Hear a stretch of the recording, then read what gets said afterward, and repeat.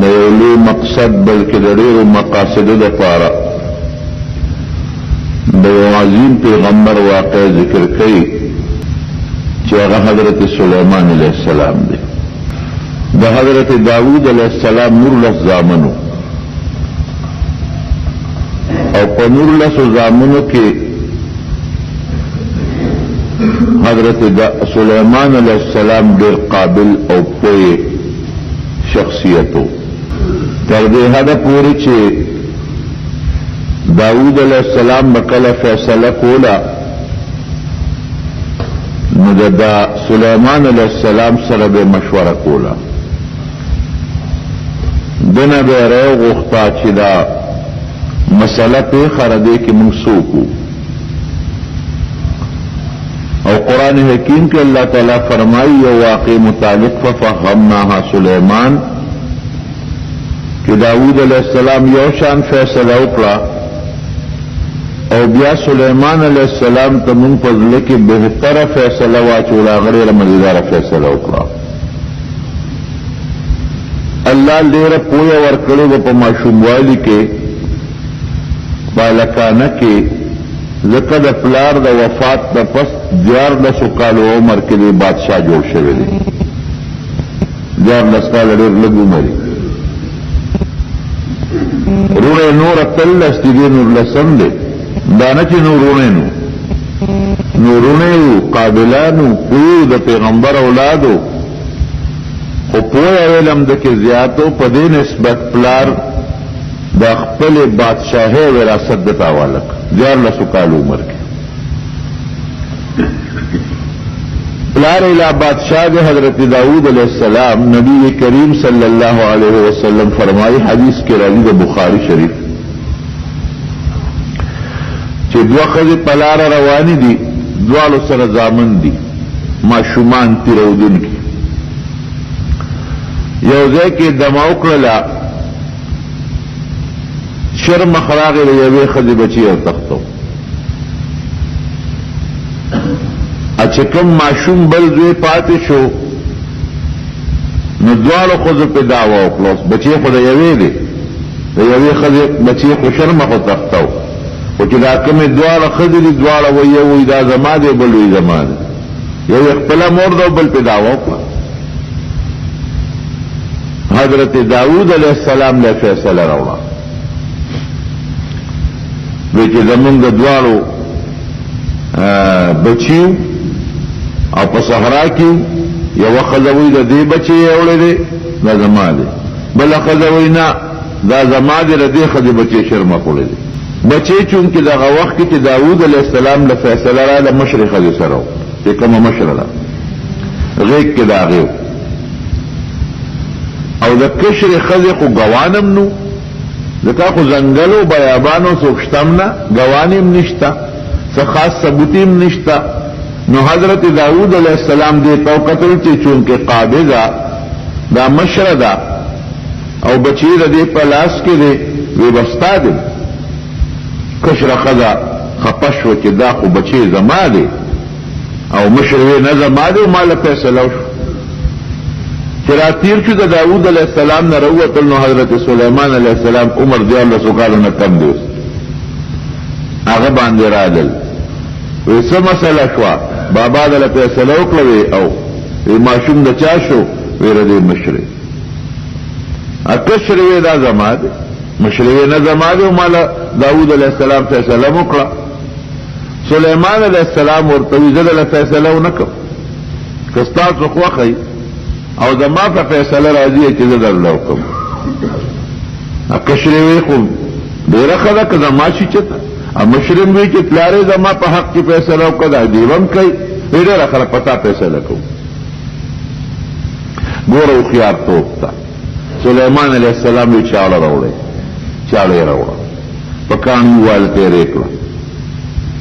وی د په دې څه کې وی دا بچی به په میان دوه ځایه کړو نیم به د یوې شي او نیم به د بلې شي نیم به یې کړو بس ځکه ته وی زما دی نه یې پرېږدې او وی زما دی نو بل علاج نشته ټوکړه باندې چې جګړه راشي نو بس خلک یې نیمه نو په ځمکه جګړه راشي نو نیمه یې نو په پیسو جګړه راشي د 2 پیسو نیمه یې نو دا ماشوم به په دامیانس باندې دوځایه کم نیم د یوې ښځې نیم د بلې چاړې ته یې ګوته کړي چې ماشوم یې لاس کې واغې چې هغه کشرې چغې جوړې کړې مشرې غږ نه کو او کشرې فریاد جوړ کړو لوی چغې شروع کړې او ورلې شروع کړې ای د خدای بنده سلیمانه دا ماشوم مه ذبحه کوه د دې مشرې شو خیر دی خو مې ذبحه کوه زما دې نی خیر دی بس زما دې نی د دې دې خو ولې چاړه ولې یو نس شکوکار یو چغې هغه نخرې جوړې کړې چې سلیمان علیه السلام پوه شو چې دا دومره درد دی کشرې وکړه که نه او دا چغې ووالي دا بچي د دې د مشرې پروان نشته هغه په دې خفه کېږي نه چې بچی دې په میندو ولاړی شي او چغې خو دې کشرې جوړې کړې معلومېږي دا چې بچی د دې دی زړه د دې درد دی او بچی یې واغېسته کشرې دی ورکړه او قرآن حکیم کې الله تعالی فرمایي ففهمناها سلیمان چې داود علیه السلام خو د ټیک ته د ظاهري دلیل په بنیاد فیصله وکړه خو هغه حقیقي علم او پوهه موږ د سلیمان علیه السلام له کې چولې وه نو چې څه فیصله به داود علیه السلام کوله د سره مشوره به یې کوله دې وجې نه علما وایي چې هغه انسان د مشرۍ د بادشاهۍ سره تعلق لري چې د کوم انسان د دین پوهه الله دې زمونږ د ستاسو د دین پوهه نصیب کړي د دین پوهه چې وي زړه کې به یری په قرآن به خبرداري په سنتو به خبرداري او چې د دین پوهه د انسان په زړه کې نی د خدای د رسول د کتاب نه خبر نی په زړه کې د الله یره نی د انسان اب د بندگانو په منځ کې فیصله وکړي اب قاضي سے جوړ شي هغه به بادشاہ سے جوړ شي نو زمارونو دین دا مسله علما معلومه نو داود علیہ السلام چې وفات کیږي هغه ته پته وا چې د یو بچی سلیمان علیہ السلام عمر خو 14 کاله دی کم دی خو پوی ډیر زیات دی وی بچی وورثه سلیمان بس هغه میراث دا بادشاہي زما تا ته پاتې او ته زمانه پس بادشاہ د پلار د وفات نه پس دی بادشاہ رب العالمین دا سے کمالات او خصوصیات دل ورکړل چې په مخ د ځمکه د بادشاہانو نو دا سے کمالات لکه یو کمال د دو زبردست کمال چې الله وتا هوا تابع کړه وسخرنا له الريح موږ ورته باد تابع دا هوا دا هغه په اختیار کې کړه الله او دا خدای الله خو خدا نو چا باد تابع کی نو چا بلشی تابع کی نو چا حیوان تابع کی قرآن حکیم کے اللہ تعالیٰ فرمائی کہ دا حیوانات کے سمر دی نو ماستا کو تابع کری قرآن حکیم کے اللہ فرمائی دا دریابون اللہ ستا تابع کری دی سفر پکے دا پاس لگے او کتا نید اللہ امداد پسند کا خربان دی سڑی دور منٹا سور لی موتی قرآن شی غی باندے تب علماء یہ بس سنگر آتا گے مستان مضبوط تے پالوان دے غٹ تے لیکن دا اللہ تابع کری نو بعد رب العالمین دا حضرت سلیمان علیہ السلام تابع کری وسلیمان الریحا غدوها شهر ورواحها شهر دا سحرنا دا ماسپخین پورے دا دمر مزل کو کہ دا یوم میاشت مزل با اغیب پدی لکسات کے تو او د ماسپخین تر ماخامه پورې به بیا د میاشتې مزل کو او د سلیمان علیه السلام تخت به بره پاوا روانو تخت به سونو دامره نه لکه زمونږ د وطن د یو بادشاه کرسی یا تخت معرف القرآن کې مفتی شفیع سے رحمت الله علیه لیکلی دي او نور مفسرین هم لیکلی دي چې سلیمان علیه السلام به د یو ځای نه بل ځای ته په چکر ته نو وزیران به ورسره ټول حسن بادشاہ کی دی وزیران مشورے والا پیریان بوسرو پیریان تابیو انسانان بوسرو خادمان نوکران بوسرو مارغان بوسرو مارغان بر په هوا کې به مارغان خپل وزر خورې کړي او سورې به کو په دی باندې دی به سمرو سلسله او زر بنو شپږ لکه کسان به پاوا ګرځېدل شپږ لکه کسان شپږ لکه خوله لري شپږ لکه او دا به یوازې داسې نو کرسی به پرتې وي د سرو زرو کرسه، د سپینو زرو کرسه، د لرګي کرسه، د اوسپنې کرسه دا به لګېدلې وي. سلیمان علیه السلام به پکې میانس کې ناستو او وزیرانو د مشورې خاوندانو، پارلیمنت والا او دا چې کوم د مجلس شورا والا دا به ورسره ناستو، پیریانو ټول.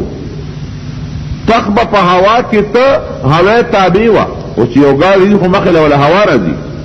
هغې کې خو څوک ټینګېدی نه شي، هوا خو د ده وتابع. نو تخله مخې له چپه د هوا نه راتله چې دوی ګډوډ کړي،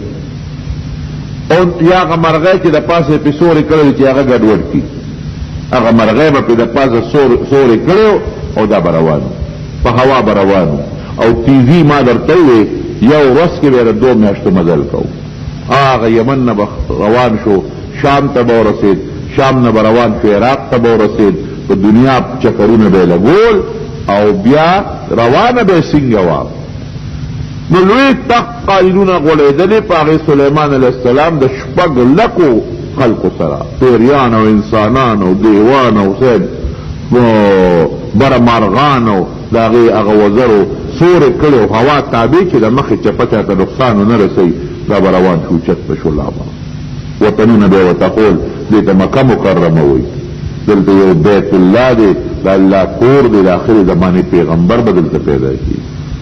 لا بړل دې ته مدینه وایي، یثرب یې نوم دی، نوم دی مدینه منوره ګرځي، او دا هغه آخرې زمانې عظیم پیغمبر به دلته هجرت کوي. دا وطنونه به یې خپل قوم او د خلکو ته خول. او چې روان به زمونږ بادشاه خو چې په هوا شي موټر کې کښېني نو بیا ته ځان روکي، قبر کې مبتلا شي. حضرت سلیمان علیه السلام به د الله ذکر کو، سر به یې ښکته و، څومره وزیران به ورسره و د الله ذکر به یې کو، څومره مارغان چې به ټولو به د الله ذکر کو. د الله ذکر او عاجزۍ کې به سفر روانو. او که داسې موقع به راله چې په خپله به نه ته د یو وزیر یا د بل چا به ضرورت پېښ شو، صاحب زه خو فلسطین ته تلل غواړم، زه خو مثلا شام ته تلل غواړم، زه عراق ته تلل غواړم، زه بل خوا، نو هغه به حکم وکړو باد ته هغه علاقې ته به ورسوم. مفسرین لیکي یو ځل مجلس کې ناستو، وزیران ټول ورسره ناست دي، لویه بادشاهي الله ورکړې ده. قرآن حکیم کې الله تعالی فرمایي دومره بادشاهي چې په مخ د ځمکه داسې بادشاهي د بل چا نه وه او نه به راشي، ټوله دنیا باندې بادشاهي وه، ټوله دنیا باندې. سلیمان علیه السلام الله نه سوال وکړ اغفر لي وهب لي ملکا لا ينبغي لاحد من بعدي انك انت الوهاب. یا الله داسې بادشاهي مال راکړه چې په مخ د ځمکه د بل چا نه. الله نه سوال وکړ لا ينبغي لاحد من بعدي چې تر قیامت پورې د بل چا دا بادشاهي نه، تر قیامت پورې. او انك انت الوهاب، الله بخون کې د بادشاهیت دی، داسې نه کنه الله بادشاہ دی. څوک چې وغواړي تؤتي الملك من تشاء، قرآن کې الله فرمایي وتنزع الملك ممن تشاء. چا نه وغواړي بادشاهي ته لري، چا له وغواړي هغه له بادشاهي ورکړي. د انسان عمل ته الله ګوري چې عمل د انسان څنګه دی، ښه دی که بد دی. ښه دی ښه بادشاه پې راولي، بد دی نو خراب بادشاه پې راولي.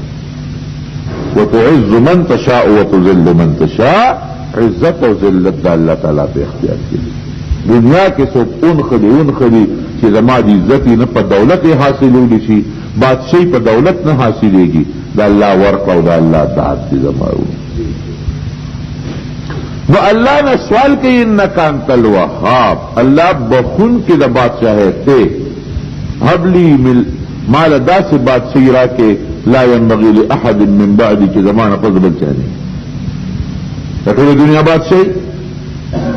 د بل چا نشته، باد تابع د بل چا نه دی، پیریان تابع، شیطانان تابع د بل چا نشته. د مارغانو په خبرو پوهېده چې مارغانو به خبرې کولې، په دې بل څوک نه پوهېږي. نو ناست خپل وزیران ورسره دي، دی کې اسرائیل علیه السلام راغی په مجلس ته سلیمان علیه السلام تیر شو. خو دې مجلس ته وکتل د انسان په شکل ولیدل او تیز نظر باندې وکتل او لاړ. یو وزیر سلیمان علیه السلام ته وایي چې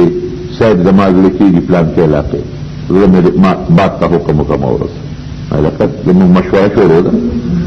او دا ته څه کوې؟ نه زړه مې تنګ دی.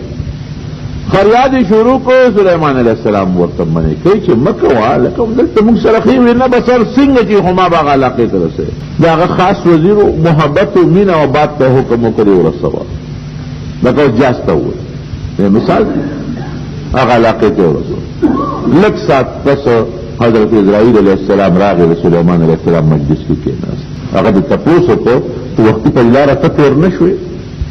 او تیر شو زما د دربار ته دیو قتل او ډېر ستر نظر سره طبیعت ډېر خلو سلام په دیواچو او طبیعت ډېر خلو څه چلو وی حیران شوم الله را ته حکم وکړ چې د سلیمان علیہ السلام یو وزیر دی فلان کې نوم دی او دی به د دنیا غفلان کې ګوت کې پلان کې کلی کې پلان کې دی چې پزما کناستي ورته ساتي وباسه وخت پکې ولا د په لار راتیر شوم چې مې قتل تاسو سره ناستو اوسو کو یو دلته ناشته ما ته خو الله هغه ځای خولې دی هغه ته خو د میاشتې مزل دی بلا مزل دی هغه ته دلته د سوخ کې نشم لکه اسرائیل علیہ السلام ته الله چې کم انسان وخی او دا هغه ځای ورته وخی چې فلان کې ځای کې بناسي ساتي وباسا الته به وباسي نو ما ته خو الله ردی سړي متعلق هغه ځای خولې دی هغه ته خو بلا مزل دی او دې نو الته رسیدین نشي ګرانه خبره یقین نه دی اوس الله هم دروغ نه وي او نه الله خطا کیږي الله له خوري علم دی مې چې الله خبره به منم اقضى تولد چې ورلما تیم خلاو چې هغه ځای ته ورسېدم الترا تناق چې الناس تو سامي طریقې ته الله تعالی رسول وګورئ کم ځای کې د انسان د مرګ د پاره مقرري کم تیم مقرري ناغه ځای بدلی دي چې ناغه تیم کې فرق پاتې نو پخپل بم په هوا ګرځید او کچابت مطالبه وکړه ناغله بم هوا تابع کړه وغلاقې ته ورسو او مارغان به سره او مارغان به سره خبرې کولې دا څنګه نو مستقل په مارغان او حیواناتو کې داسې ناشنا مارغان دي چې غیر الله کمالات ورکړي دي لکه دا هود واقعا درست درته صبر کوه نو ملا جرګت به مستقل ګرځاو دا ځان له انجینیرو لوګو معلومات په ولا کول بهر کیف مارغانو چې به خبرې کول سليمان عليه السلام په پوهیدو او دغه مارغانو سره دغه په جواب خبرې کولې هغه پوهیول مرګورو ته بناستو دا مرغه چې چغې وای کنه وی دا وای چې سبحان الملك القدوس معنی دا ده جب خبل وی خو مطلب دا سبحان الملك القدوس اغا با اللہ لپاکی دا چرے لوی بادشاہ دا ارعب نپاک تو نخبر مانا دا بل مارغه چې आवाज کوي نو دی سبحان الله دا بل مارغه چې چغوي ته خو چین چین کوي دا چین چین نه دی الحمدلله قرار باندې یو ځل لوان کله په هوا کله په ځمکه او علاقه ریدو او نیت سليمان عليه السلام دو چې دا لوی ځنګل دی دلته به موږ دمکو خو هغه وادي النمل دا میګیانو علاقه وا اوسم بعد شرع علاقو ته تاسو ورله چې انسان قدم هغه ته نه ورسونه کې میګي ډیر زیات ارده میګو سولا دلته سولا الته سولا سړی ته ځای پکې نه ملاويږي چې په یو ځای کې صادر خور کې پکې کېږي میګي دومره دی نو سليمان عليه السلام چې کوم علاقه ته نیت کړو نو په هغه علاقه کې چې دی ورو رسیدل هغه د میګیانو علاقه بلا دا واړه او غټو نری میګو ډکوا نو یو میګيره د دې میګانوم یو موري لکه د شاتو مچوچ یو موري ټول تابعوي دارنګه دې میګوم یو مور ده هغه وروتله او چې لختر سليمان عليه السلام ته قتل نو خپل میګانو بچو ته اعلان وکړ و اے بچو سلو ته نوځي یا ایها النمل ادخلوا مساکنکم لا يحطمنكم سليمان وجنوده وهم لا يشعرون اے میګانو بچو سلو ته نوځي سليمان عليه السلام پڑے لوی دوم دام او غلبه کرا روان دي او ګوره خبرز مریض بم کی لکه بلا لخر دي وسره انسانان دي وسره حیوانات دي وسره پخپو کې بمدل کی او هغه ګوره پزان نه پويږي هم لا شعورون دا چې اخو پته نه لګي لام نظم کې ته زوب نه ګوري چې پلا راځي او بعض مفسرین دا معنی کوي چې ډېر لوی پته ځای کې روان دي پړې لوی دغه کې شان کې روان دي نه پوهېږي ګورې برباد به مو کړي. فتبسم ضاحكا من قولها چې د دې میږې دا خبره واورېده نو سلیمان علیه السلام موسکی شو. مرګرو ته یې واورېدل وی نه صاحب وی هغلته یې میږې ده او مرګرو ته خپلو بچو ته اعلان وکړو چې هغه را روان دی او ملګري ورسره دي او ګورې خپل لاندې به مو دل کړي او پوهېږي نه دا ځای بدلی خوا بل خوا ځو دلته د میږیانو کلي دی د میږیانو وطن دی پکې. او بعض مفسرین لیکي چې بیا هغه میږی سره خبرې مو کړې چې څه دی خیال دی وی میږی ورته عجیبه نصیحت وکړو ای سلیمانه الله بادشاهي درکړه شکر ادا کا. اے سلیمانه الله پیغمبري درکړه شکر ادا کا. الله ډېر لوی شان درکړه په دنیا کې د لوی بادشاهي درکړه د دنیا خلک یې درته تابع کړل. اے سلیمانه ګورې ستا د خشته وجود لا یو داسې وزن شته چې دا به مړاوي شي. ای ګوره میږی ته ګوره اے سلیمانه ستا د بادشاهۍ له داسې روسته چې دا به ختم شي. اے سلیمانه دی وقت کې ته آمر حکم بکې آمر هو خو زمونږ دا غلطه معنا خلک کوي حکم کوونکی هر ځای ته حکم چلیږي یو وخت به بیا ستا متعلق حکمونه کېږي. وی چې دا خبره سلیمان علیه السلام واورېده نو وجود یې غوني غوني شو ویښته ودرېدل او په ژړا شو. او چې کله به هم د هغه میږی نصیحت حضرت سلیمان علیه السلام ته رایاد شو نو په ځمکه په سجده به پروت و جلل به تر هغې پورې چې یا به بېهوشي پرې راله او یا د هغه میږی هغه خبره به ترې زده شو. او یو ځل دقسې په لاره روان دی قحط راغی. چې قحط راغی نو ملګرو ته یې وی داسې کوو چې باروزو د باران دپاره سوال کوي استسقا دپاره. اوس هم دا مسله ده چې کله هم باران بند شي نو مسلمانانو له پکار ده چې هغې د استسقا منځ کړي. بات ته نو استسقا باران دپاره سلیمان علیه السلام سره د خپلو ملګرو بهر ته روان شو. چې د کلي نه لږ بار ته ووتل یو میږی د خپې اوچته کړې ده. ور دې خو په خبرو پوهېده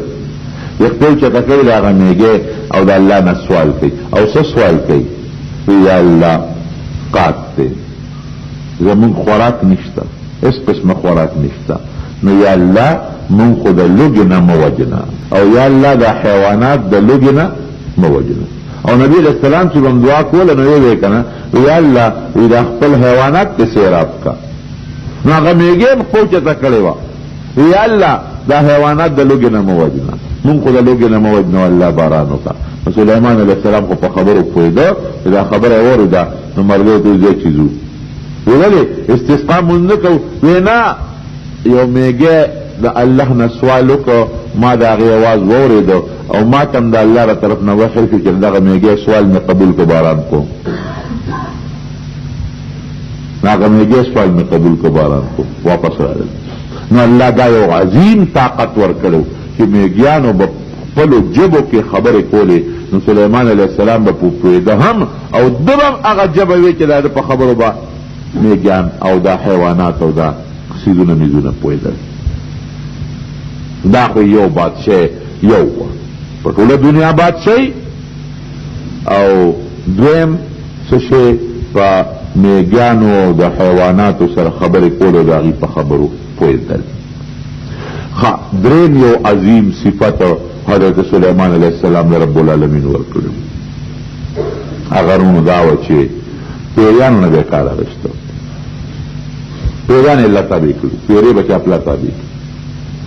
هغه ځان له مصیبت دی پیرې تابع پیریان او چې څه به یې پرې کول هغه به یې پرې کول. ومن الجن من يعمل له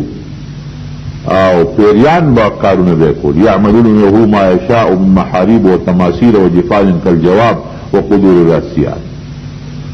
داسې څیزونه به ورله جوړوله چې هغه د دنیا انجینیر نن نشي جوړولی. غټ دیګ به ولا دومره جوړ کو چې هغه به د ځای نه چوچتولی نه شو په ځای به پروت و په هغې کې به پخلي کول. غټې غټې کاسې او پینې او دا غټې غټې ترې دا به ورته جوړولې او په هغې کې به خلک راتلل ډوډۍ به یې خوړه. سخي هم ډېر زیات وکړ. واصلنا له عین القطر قرآن کې الله فرمایي وی ما ولا د پیتل نی دا زیار د تانبې د دې چینې مې ورته بریولې وي وایي چې الله دې سره شو بس خبره د اخلاص سره د تانبې د پیتلو نهرونه به بهدل اوس تانبه او پیتل چاپلار پیدا کولی نشي او که پیدا کړي نو ویلي کول یې څونه ګران کار دی نه هغه ته به دغسې لکه داود علیه السلام یې پلار هغه ته الله اوسپنه نرمه کړې وه نو د الله دا پیدا کړي نو د پیتل او د تانبې دیګونه د هغې لوښي د هغې غټې غټې ترې پخلی به هم پکې پیریانو کول او صاحب هغې کې به ډوډۍ مچول او خلک به راتل هغه به یې خوړل پیریان یې ساتلو او قرآن حکیم کې الله فرمایي په دریاب کې به غوپې والې پیریانو او دا ملغلر او لالونه او دا قسم قسم اعلی څیزونه به ورته ایستل بیت المقدس ته جوړ کړو بیت المقدس په پیریانو بیت المقدس لومبي چا جوړ کړی دی حضرت ابراهیم علیه السلام او دا غزوی حضرت اسحاق علیه السلام او بیا د هغې نه پس بهترین طریقې سره حضرت سلیمان علیه السلام بیت المقدس جوړ کړو او په پیریانو به لګیا او کار به پې کوو داسې طریقې سره بیت المقدس جوړ کړو چې پیریان پکې لګیا دي او شوه روز پکې خدمت کوي اعلی قسم لرګې بهترین قسم کاڼي ماربلې په هغه زمانه کې او خشته کاڼي به تراشل د هغې نه به ستنې ورته جوړولې او دا ملغلرې به یې راوړلې او قیمتي کاڼي به یې راوړل یاقوت او مرجان هغه به یې پکې لګول هغه زمونږ پښتانه وایي که نه پیریانو ته غزني تللي یو ځای نه بل ځای ته به تلل او راتلل او کار به یې په هغه پیریانو پې کوو او هغه زمانه کې فوټوان جوړول جایز و یعملون له ما یشاء من محارب و تماثیلا دا جایز و فوټوان اوس منع شوي دي حرام دي نو دا قسم تصویرونه او دانچې او لکه اوس خلک دا سینری لګوي د بوټو موټو د غرونو د زیروف تصویر حرام دی هغوی به پکې دا سینری او دا تصویرونه او دا پیسې لګول قشته قیمتي اعلی جومات یې پې جوړ د پیریان لګیا دی خدمت کوي او چې کوم پیري به پکې سرکشي کوله خدمت به یې نه کو کار به یې نه کو هغه له به سزا هم ورکوله هغه به نور پیریانو ته وي چې اوچتې کې دریاب کې څو غوټۍ وله ورکې وی وهوې ټکوې د پیریانو ځان له یو نظام یې چلو د هغې قاضي دی او د هغې ججان دي او چې چا پکې زیاتې به کو سزاګانې به یې ورکولې د هغې ځان له خپل جیلونو خپل نظام او د انسانانو ځان له زمارونو قرآن حکیم کې الله تعالی فرمایي چې داسې کار به د پیریانو نه اخیسته چې په مخ د ځمکه داسې کار بل چا د پیریانو جناتو نه دی اخیسته موږ به په جنات تابع کړو خو چې کله جومات تقریبا په تیارېدو کې شو او لږ کار پکې پاتې دی نو ملک الموت ورته راغی وی ستا ټیم پوره دی نو مرګ وخت پوره دی الله زما خو ټیم پوره شو خو جومات د بیت المقدس نیمګړی دی زما خو دا ارمان دی چې دا جومات پوره شي او که زه مړ شم دا پیریان نه چاپلار به کار والي او انسانان خو دا جومات نشي جوړولی او نه انسانان دومره طاقت لرلی شي دا جومات خو به نامکمل پاتې شي الله ورته حکم وکړو داسې وکړه ځان له شیشې یو کوټه جوړه کړه مزیداره هغې کې اعتکاف نیت وکړه د چلې چې ما پسې به څوک نه راځي او زه په دې کوټه کې اعتکاف کوم ځان سره اوچ خوراک دننه کا او به ځان ته کېده چې هېڅ څوک هم تا پسې نه درځي دا کېره ځان ته او داسې شکل کې اعتکاف شروع کا لکه سړی چې په منبر باندې ناستي دقسې کېنه د هر پیغمبر خپل شریعت او خپل شرعي حکمونه دي بس هغه ځان سره خوراک او څښاک او به دننه کړلې اعلان یې وکړو چې زما به چې تر څو زنې یم راوتې تر هغې پورې به زه اعتکاف کې ناست دی چې روزم نه مې اعتکاف به ختمي نه به ما پسې څوک اوبه را دننه کوی نه به ما پسې څوک مان سره اوبه دننه کړي نه به ما پسې څوک ډوډۍ را دننه کوي هغه ما سره انتظام برابر دی نه زما غسل خانې انتظام هر څه ما ځان له په دې محل کې برابر کړي دي ما پسې به څوک نه راځي بس دا تاسو د زما اعلان دی که څوک راغی ښه به نه نو په یو کورسۍ باندې کېناستو د عبادت په شکل کې او کونټۍ راواغېسته هغه یې ځینې ته کېښوده دا کونټۍ یې ځینې ته کېده او ساتې الله وویسته ساتې ووتل چې ساعت ووتا جناب اوس پیریان خو لګیا دي خپل کار کوي. هغوی خو په دې سوچ کې دي چې سلیمان علیه السلام جمدی دی او اعتکاف ته ناست دی او ګوره که مړ وی خو دې به کټ کې پروت و او ګوره کونټی ځنې ته یې ښو دی او په عبادت کې لګیا دی. یو پیری به راته ایشه کې به هغه غوندې کتل او هغه د ناستې عبادت ته چل بیا به ښه ډبل کار به یې کو. نږدې ملګري پې پوي و هغې یې پوي کړو خو خولې نه به غږ نه وباسي چې دا دوی دا کار خلاص کړي. دا سرکشه خلک دي باندې کار څوک کوي بیا لګیا دي کار کوي او مازدیګر چې کله کار چوټي کېږي نو راځي غلې غوندې شیشې ته هغه محل ته راننوځي ګوري بل هلکه په عبادت ناست دی ښه موږ نه په هغه پلانکي محل کې عبادت باندې ناست دی ډبل لګیا دي شیطانان خپل کار کوي. جمعات پوره شو که اعلی قسم مزیدار بیره بیت المقدس جمعات دا برابر شو. لګیا دي چې پیریانو کله جمعات مکمل کو کار اخلاص کو اوس الله هم نظام برابرای. دلته کې لګیا دي وینه کونټه ویخ کې نختی دي وینه نختی دي هغه کونټه لګا لاندې نه خوري کونټه ویخ اوخول شو چې کونټه ویخ اوخول شو کونټه کې ناستا سليمان عليه السلام را پریوت سات شپږ میاشتې مخکې وتی ده شپږ میاشتې مخکې د څه وتی ده چې پریوت خلک هم پوه شو پیریان هم پوه شو اوهو دا خو شپږ میاشتې راځنه خو ډېره موده مخکې څه وه مونږ ته څه پته وه چې دی وفات شوی دی ګنې مونږ به هغونه خدمت کو. قرآن حکیم کې الله تعالی فرمایي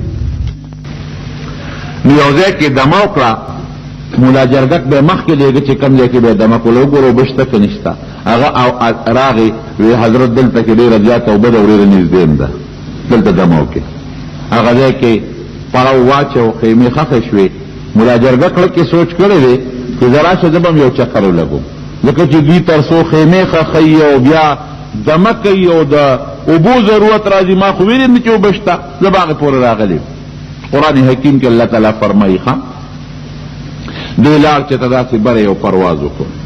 دا د یمن د سرحد سره نږدې علاقه ده چې پرواز یې وکړو یو بل مولا جرګک ول د هغې علاقې په مخه ونغی هغه سره یې خپلې خبرې ترې وکړې څه کې ته ده کمې وی زه خو د شام یم او سلیمان علیه السلام سره ګرځم هغه سره راغلی.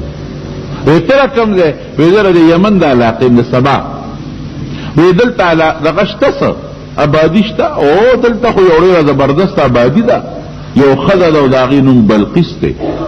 او هغه د هغه خلقو مشره ده او د هغې لاندې د دنیا وزارتونه دي ډېر ناشنا تخت شاهي دی بلا فوج دی. دی مولا جرګک وی راشه معلومات به حاصل کړم او سلیمان علیه السلام ته بایلو ورسره لاړ چې لاړ هغه ټول ارسې په خپلو سترګو وکتل دلته د سلیمان علیه السلام د مانځه وخت راغی چې مانځه اواز راغی وی هدهد څه شو هدهد نشته بس غصه شو چې دې نیکبخت مونږ ته اوبه ښوولې وې چې مونږ اوبه راستي وي چې مونږ هم کړی وې لأعذبنه عذابا شديدا او لأذبحنه او ليأتيني بسلطان مبين یا به دې ما ته دلیل پیش کوي چې دلیل باندې به خبره کوي ور داسې خبرې کوي لکه عام انسانان چې بل سره کوي دلیل په انسان پیش کوي حیوان نشي پیش کولی. لیکن زمارونو ما تیره جمعه تفصیل درته ویلی دی چې د حیواناتو سره د هغه دغسې تعلق لکه خپل عام لښکر سره چې څنګه د هغې په خبرو پوهېدل خبرې جواب ورکول هغې سره خبرې اترې کول عام د لښکر د یو کاردار کار به یې اخیستو او یا به ذبح کوم او یا به داسې کوم چې سزا ورکوم چې دنیا کې به داسې چا چایلني ورکړي سر او باڼې به ترې غونډې وباسم. دغه چې مولا جرګک راښکاره شو چې راغې سلیمان علیه السلام ته پیش شو چېرته تللی وې څه دې کول وی صاحب ما خو یو ناشنا خبره راوړې جئتک من سبأ بنبأ یقین یو ښار د سبا ورته وایي د هغې نه مې یو خبره راوړه یقیني خبره مې راوړې ده څه دې راوړي دي وی هلته خو یو ډېر لوی قوم دی او ناشنا بادشاهي ده او یعبدون للشمس د انور عبادت کوي د انور عبادت کوي صاحب او ستا په ټول سلطنت او بادشاهۍ کې خو د انور عبادت نه کېږي د یو الله عبادت کېږي د دې غم په کار دی. وی رښتیا وی وی بلکل رښتیا وی وی زما یو خط ولا ورسولی که اوس به پته ولګي خط در کوم او چې خط ولا ورسې نو یو غاړې ته کښېنه د هغوی نه غلې غوندې او تماشه کوه چې هغوی به څه وایي دا غیر معلومات بو کی مالا براؤں خط وطولی کا قرآن حکیم کے اللہ تعالیٰ فرمائی کٹے خط دو کٹے خط اولی کا انہو من سلیمان و انہو بسم اللہ الرحمن الرحیم اللہ تعالی علی واتونی مسلمین دا خط دا سلیمان علیہ السلام بادشاہ را طرف ندی او دا خط شورو دا اللہ دا نم نشوی دا بسم اللہ الرحمن الرحیم دا اللہ پا نم شورو کم اللہ چے نہایت مہربان اور دیر جات رحم کو ان کی ذات تے اس کبر بنا کوئے لوی بنا کوئے پا اخپل بادشاہ بفخر نہ کوئے او زمارہ طرف نہ دے اعلان دی چطول مسلمانان شے مال راشے گنی نمو پریدم دا سلیمان علیہ السلام روک دبدبلی بلقیس تر رسیدلی و دا مخینا چی دا خط سنگیور پا مخوکا کی نو آقا با پا شاہی محل کے دنن او سیدلا دیر لوی تخت و تخت شاہی اگه که ملاس ترا دا بلقیس او دا خط پر سور وردن نشی دروازه بنده وی اگه یورو دا غی پا غسینه دا پاس اگه خط پرو گردو او لار یو گوٹ که که ناستا او دا خلی سے گمان راوی چی دا خط بده وحد حد روڑی میرا جرگت بروڑی مارغان خوریر گردی پتاسو پچا خیال لازی چی دا شیر مارغرو دا چرا بیدار شوی قتل خط پسینہ پروت تے خط کولو کو خط دا سلیمان علیہ السلام او پا خط باقیدہ مہر لگے دلے دے اعلی قیمتی مہر اب دا سیو لکا دا اسم باز انسان پا لفافہ کی دا دے بورد دا پرچینی یونستے بورد اگر چی پا اگر لفافہ کی بن کی دا پاسا پی لاکو لگے او دا غیر دا پاسا یو سٹیم مہر لگے چی پتو لگی جدا کولو شوی ندے دا غس یو مہر پی لگو لیو او بعض مفسرین لکی کہ دا عنبرو او دا مختلف خوشبودارو سیزونو مہر لگولے و پاغی دا پاس اٹاپا مہر لگولے پاغی خط بن کرے چی خطیو کتا خط دیر اعلی طریقے سر بہترین کاغذ باندی لکلے شوئے دے بہترین خوشنویس لکلے دے اعلی خوشبوئی تیزی فوراً اخفل وزیرانو دا پارلیمنٹ او دا اسمبلی اغا زمانہ کے جیسا منبارانو دا غیر میٹنگ رہو فوجی جرنیلان وغیرہ او خط وطاو او چه دا خمات یو خط راغلی دی او دا سی خط چه دیر مزیدار خط کتاب کریم قرآن حکیم کے اللہ فرمائی دیر دی عزت خط تے او عزت تے معلومی گی او دا سلیمان علیہ السلام دا طرف ندی دا کدی خداغنو موردو او پکی دا الفاظ ذکر دی چه بسم اللہ الرحمن الرحیم دا اللہ پا نم شورو کو خذو خیارو وطیلا سکار دی ان الملوک اذا دخلوا قریتا افسدوها وجعلوا اعزت اهلها ذلہ فی پاران کنے سلیمان ہم طاقت تاسو نریدی اوریده دی موریده دی بیریان دیوان تابی دی او کزمون پدا وطن حملو کا من عزتمن بزلیل کی اور صبر علی ختم کی دا باغون دا وطن بتباو برباد کی دا سو چل کے گوری ہے کہ یہ واقعی پیغمبر دے کام بادشاہ دی کدی پیغمبری خو تابع بیشو او کام بادشاہی بیا بستا سره مشورہ امنم وی یو ڈالے وتا لیگم یو تحفہ او امتحان پہ کوم کا ڈالے قبول اکلا او امتحان کی کامیاب جو خود پیغمبر دے او کدی کی ناکام شنو عام بادشاہ ری بیا وسر جنگ کو اس تحفہ ڈالے صدا ناشنا وی 1500 غلامان 1500 وین دی ولا لیگم الکانو ته جنکو جامع او جنکو ته الکانو جامع الکانو ته لاسونو کی بنگړي او لپټه پسر دې دا پته لګولې شي کنه شي لګول قابل دې کنا قابله او مختلف قسم یاقوت او غمی او هیره او لال جواهرات یو ځای کړل او اسونه او خان ودا ټول با د سليمان عليه السلام ته تحفه بشي او په منځ کې پکې یو ملغلره کې خو دا هغه کې سورې کړې ده خو په داسې سینسي طریقه باندې چې هغه سورې کوږ دی وسب یو صرف یو شی بس تاسو معلومات کوم چې دا اوتاري وسره کې خو بس نو یې غوونه هغه هود خو ارس په خپل سترګو ولیدل راوال وته سليمان عليه السلام له ورسېد سلیمان علیہ السلام دا لوگ اکڑے جی 1500 والا کام دا جنکو جامع چولی جنکو تر لکان دا خدا خبر تا پویو او بل دا چه دا لے تحفیر آلے گئے دا استا معلومات کئی او یو ملغلره خودره پکې سوري کوګو تار وسره پروت ته تا معلومه کې دا تار ته په دې ملغلره کې چولې شي کنه شي چولې په خلی برته غږ نه کوي. سليمان عليه السلام چې دوی څنګه راوړل ډېر عزت او اکرام یې او ته وی وګوره چې غوسه کیږي با او که په نرمه به خبرې کوي که سخت د غوسه وکړم دا بادشاہ پیغمبر نه او که په نرمه استاسو میلمستیا وکړم دا معلومیږي چې پیغمبر دی. یې راورسېدل سليمان عليه السلام ډېره ښه میلمستیا وله وکړله په صحیح طریقه باندې او دغه دا ډوډۍ نه مخکې دا مونږ خو دغه طریقه ده چې مونږ خو به مونځ کوو او تاسو مونږ سره په خپل مانځه کې شریک شئ. قصه اوږده خو بهر کې اوبو ته یې کېنول نو د جینکو د هلکانو د مخ د اوبو اچولو طریقه خو هر چا ته معلومه ده. هلکان څنګه په مخ اوبه اچوي او جینکې څنګه اچوي او لاسونه جینکې څنګه اینځي او هلکان څنګه اینځي. نو پته یې ولګوله وی دغه خوا کې دا چا چې ښځو جامې چولي دا هلکان دي دې خوا کې دا نور جینکې دي او چې هغه پلیټ یې ورپه کېښودو یې نو تاریخ لیکي تفسیر خازن لیکلی دي نو اوس برې کې به تار څنګه اچوي کوک سوري کې نرې تار اچول او ورته دام نه وي چې پکې واچوه نو د وینه نه دا کار واغېشتو. حیوانات خو دي پاتې که نه وینه خوله کې تارونې و په سوري کې وردن نه شو بل طرف ته ووته قصه خلاصه. تاسو د حضرت سلیمان علیه السلام واقعه واورېده. دا به تاسو ته پېښور ښار کې بیرون کچرې ګیټ اشرف روډ سره فقیر خان ناصر خان کیسټ هاوس کې د ناصر خان او حیدر خان سره ملاویږي. ټلیفون نمبر دی 255 29 12 او دمکی ولا ورکړه چې داسې لښکرې درلېږم چې د هغې د مقابلې به څوک نه او تاسو سره به زه پوه شم او یا به ایمان راوړی مسلمانېږې به هله به م پرېږدم یعنې داسې لښکرې درلېږم چې د هغې مقابله تاسو نشئ کولی. واقعي چې د چا انسانانو باندې ملي حکومتي او پیریان هم د هغه تابع وي او هوی هم تابع وي او مارغان هم تابع وي د چا پلار به ورسره جنګ وکړي او د ټولو یوه لویه خبره خو د الله امداد دی ځکه دا ټول هر څه خو ورته الله تابع کړي دي. د الله امداد دی.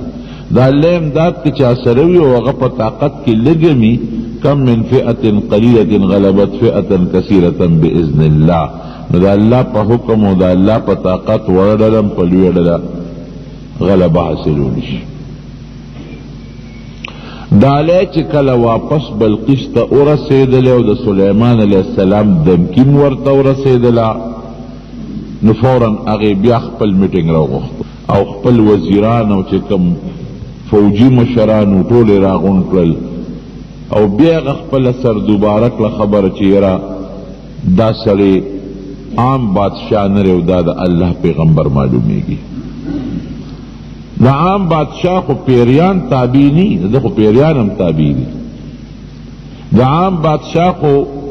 مارغان تابع ني د خو مارغان هم تابع وي.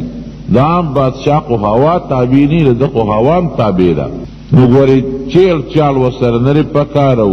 ورتلل پکار دي مونږ به ورشو چې دې راځي او په مونږ حمله کوي او مونږ رسواکۍ د هغې نه ښه دا ده چې مونږ مخکې ورشو او بیا ګورو په خپله به ووینو که خبره همداسې وه نو ښه ده که نه مسلمانان به شو د دین به قبول کو بادشاهي به پاتې شي په خپل حال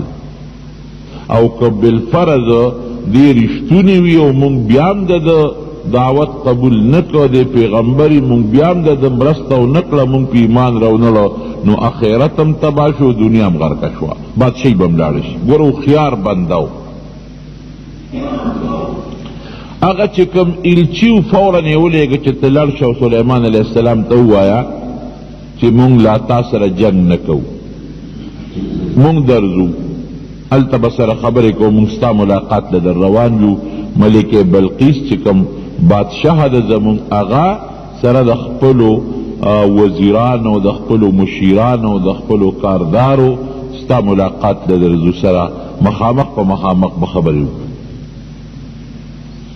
حضرت سلیمان علیه السلام پوه شو چې دا را روانه ده انشاءالله چې دې کې به الله خیر رو باسي دا به الله تعالی مسلمانه کړي. نو سلیمان علیہ السلام هم دا خیالو چې بادشاہي خو زما لویه ده که دا الله مسلمانه کړه او ورسره دا خپل قوم مسلمان شو دا ډېره لویه فایده ده. دا را روانه شوه او د اسلام او د ایمان په نیت را روانه شوه. هوښیاره ښځه وه. سلیمان علیہ السلام دلته خپلو ملګرو سره میټینګ وکړه، مشوره وکړه چې د دې خو یو عزت پکار دی، یو میلمه چې د بار نه راځي پکار دی چې د قربانه خلق د هغه عزتو کې استقبال ونه ورکړي. نو یې موږ به یو مضبوط استقبال کو. یو دا دویم یو عظیم محل جوړو چې دا زمونږ دا قوت او طاقت وویني او دا پوه شي چې ګورې د سره یوازې د بادشاه طاقت نه د سره د پیغمبر طاقت هم یو ناشنا محل یې جوړ که مزیدار، ځکه د یمن نه شام ته مزل هم ډېر دی. او بیا جناب په هغې کې شیشه ولګوله، داسې شیشه ولګوله لاندې اوبه دي او د پاسه شیشه ده. درېیمه مشوره یې دا وکړله چې دا را روانه شي دا تخت یې راوړل پکار دي. دی خو ګوره اوس پیغمبر معجزه ده، وحی ورته کېږي، کشف ورته کېږي، په دې پوه ده چې دا به مسلمانېږي او مسلمانه را روانه ده. تخت والا راوړل پکار دي. خو یاره چې څومره زر ځکه دلته چې عبادي تیاره شوه، بلډینګ تیار شو، په دې هم خامخا وخت ولګېد. د دې را روانېدل هم شوي دي، دا هم په لاره کې نږدې ده. یو کس پکار دی چې زر دا تخت راورسوي. او ما تیره جمعه درته ویلي چې تخت به د هغې مفتی شفیع صاحب رحمت الله علیه لیکلي دي په 7 کوټو 7 محلاتو دننه پروت و. او که تخت 40 غزه اوږد، 20 غزه پلن، 15 غزه اوچت. او هغه داسې راپورټ تخت نه دی لکه زمونږ کرسی او میز چې دی، په هغې ریخم او په هغې باندې قالینونه او په هغې د هغې کرسی او د هغې پوره نظام پې پروت دی. دا به زر څوک راورسوي. 3 خبرې دي. قال عفریت من الجن انا آتیک به قبل ان تقوم من مقامک. صاحب زر او راسوم درله، خو دومره ټیم به لګي چې ته څونه سات کې د پاسې دومره ټیم کې را رسو. لکه سړی چې کینی او د ناستې نه بیا پاسي، یو سیکنډ یو منټ نه کم لګي، یو سیکنډ پې لګي، یا سیکنډ نه به لږ زیات لګي، دومره ټیم کې درله را رسولی شم. او زه په دې لقوي امین صاحب مضبوط یم، را رسولی شم، د ځانه خبره نه کوم، طاقت مې شته. بس دا پیري خبره وکړه، سرکشه پیري، مضبوط کبرجن پیري. او صاحب فکر به نه کوي چې دا را رسوم نو په لاره به دې څه ملغلرې او یاقوت او مرجان او څه شی به دې پټ کړم، ځکه هغه خو قیمتي تخت و. نه، امانتګر یم چې څه پکې دي اب امانت ټول درته را رسېږي. نو سلیمان علیہ السلام ممکن ده چې دې خبرې ته متوجه شوی وي چې وکړه دا کار، خو هغه یو ټکي استعمال کړه چې انی علیه لقوي، زه طاقتمن یم، دا کار زه کولی شم. دا خبره درته پرې نه وتله. ټیک ده، دا ټیم خو ډېر لږ دی، زر یې را رسولی شي، خو قبر دی وکړه جناب، لویي دې وکړله. لویي ښه شی نه دی، لویي د الله نی خوښه خبره دې درسته ونه کړله. او واقعي پیریانو له رب العالمین دا طاقت ورکړی دی. ما تیره جمعه نه مخکې جمعه درته ویلي. بل یو کسو قال الذي عنده علم من الكتاب انا آتيك به قبل ان يرتد اليك طرفك. بل یو کس چې هغه سره د کتاب علم دی، پوهه د عالم دی. د سلیمان علیہ السلام وزیر دی حضرت آصف.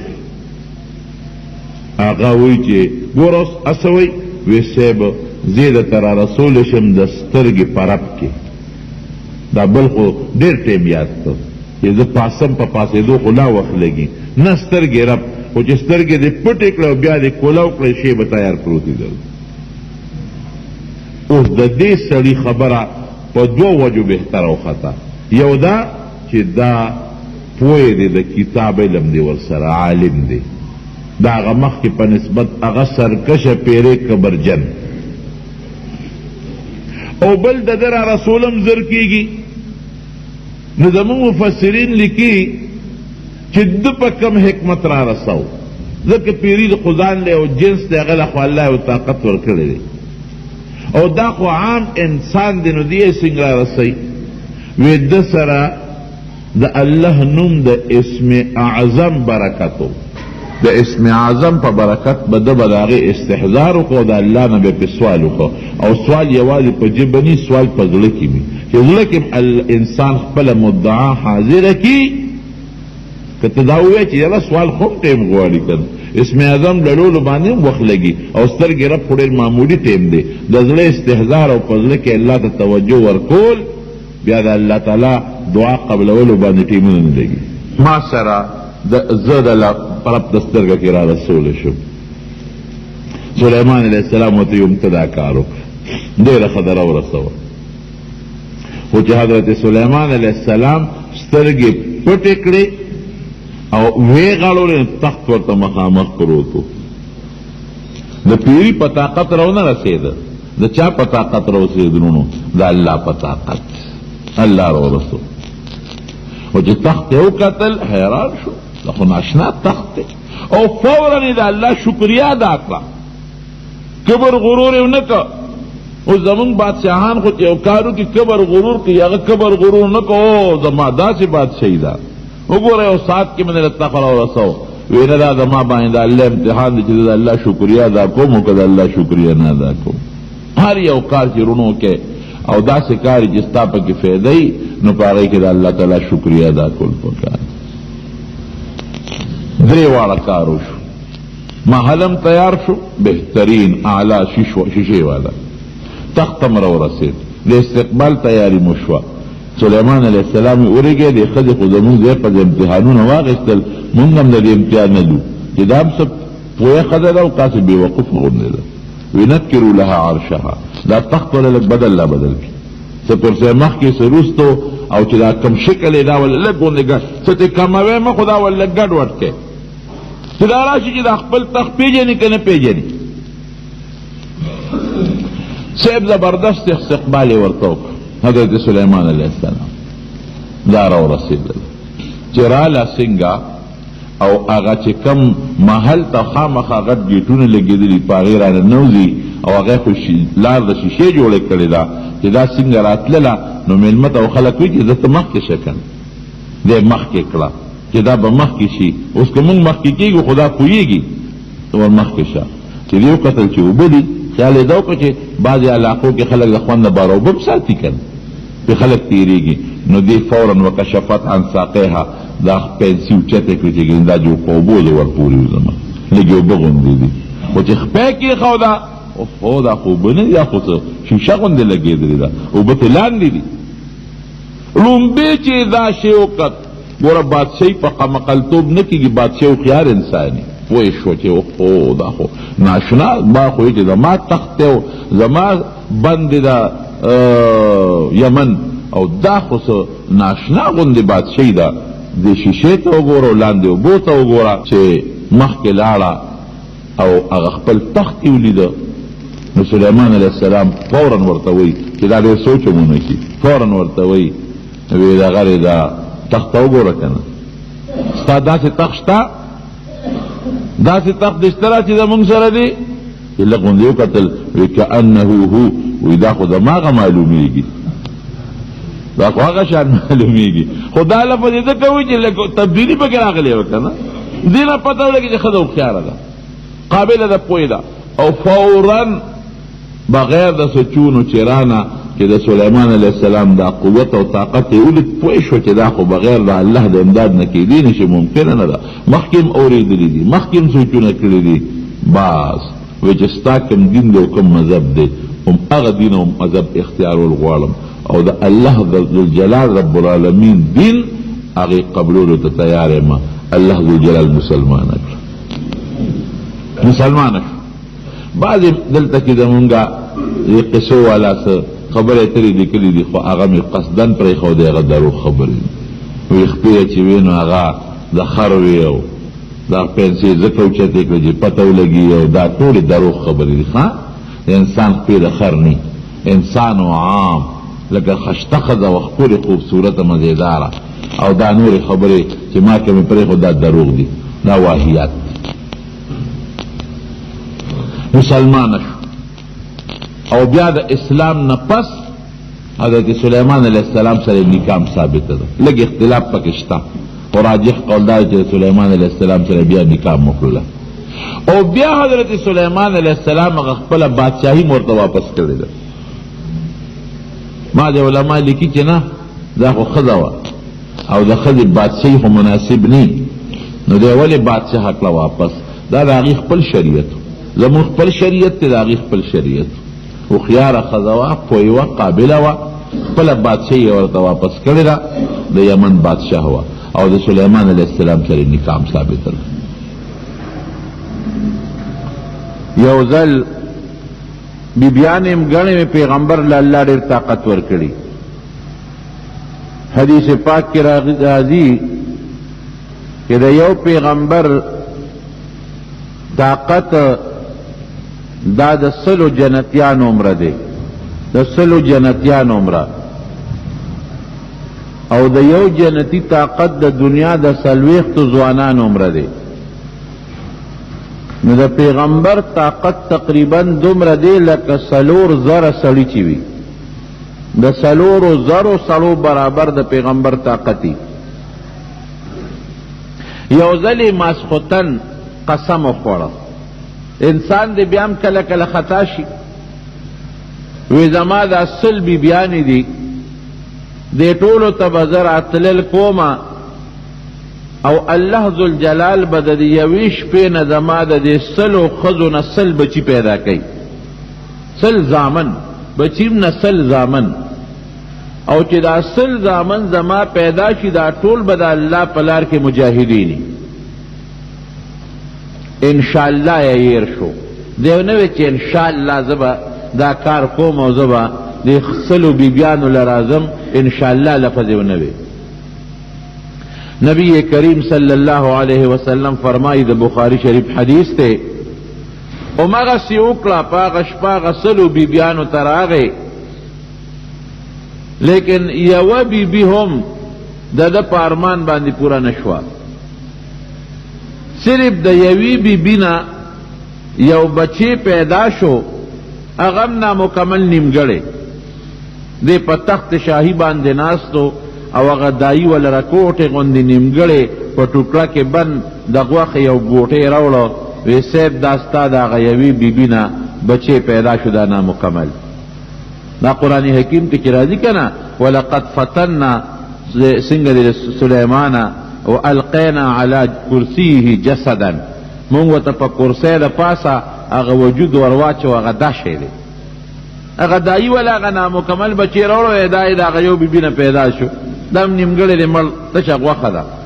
اصل دا ده، دا یو ازمایشو چې د قسم وخوړه چې زه به 100 بیبیانو ته راتلل کوم او د هر یوې نه به یو مجاهد بچی پیدا کېږي، شاه سوار مجاهد، الله لار کې جهاد بقي. انشاءالله یې هیر شو، الله هغه ټولې خبرې وتاسې هغه هېڅ نه شو د هغې یوې ښځې نیمګړی بچی پیدا شو. نبی کریم صلی اللہ علیہ وسلم فرمائی بخاری شریف پہ حدیث ہوئی کہ انشاءاللہ یہ ویلے وے لدے 100 خذو بس 100 بچی شویو او سنچ دوے ہر یو بدا اللہ پلار کے عظیم مجاہد ہو، شاہ سوار مجاہد ہو انشاءاللہ. یو ځل د مازدیګر نه پس دا اسونو چې کم مشرو هغه ته وی دا ټول جنگی چې کم اسونه دا مرا مخامخ کا لږ زه معاینه کوم، لکه یو کمانډر ان چیف یا یو بادشاه راشي هغه د هغه خپل فوج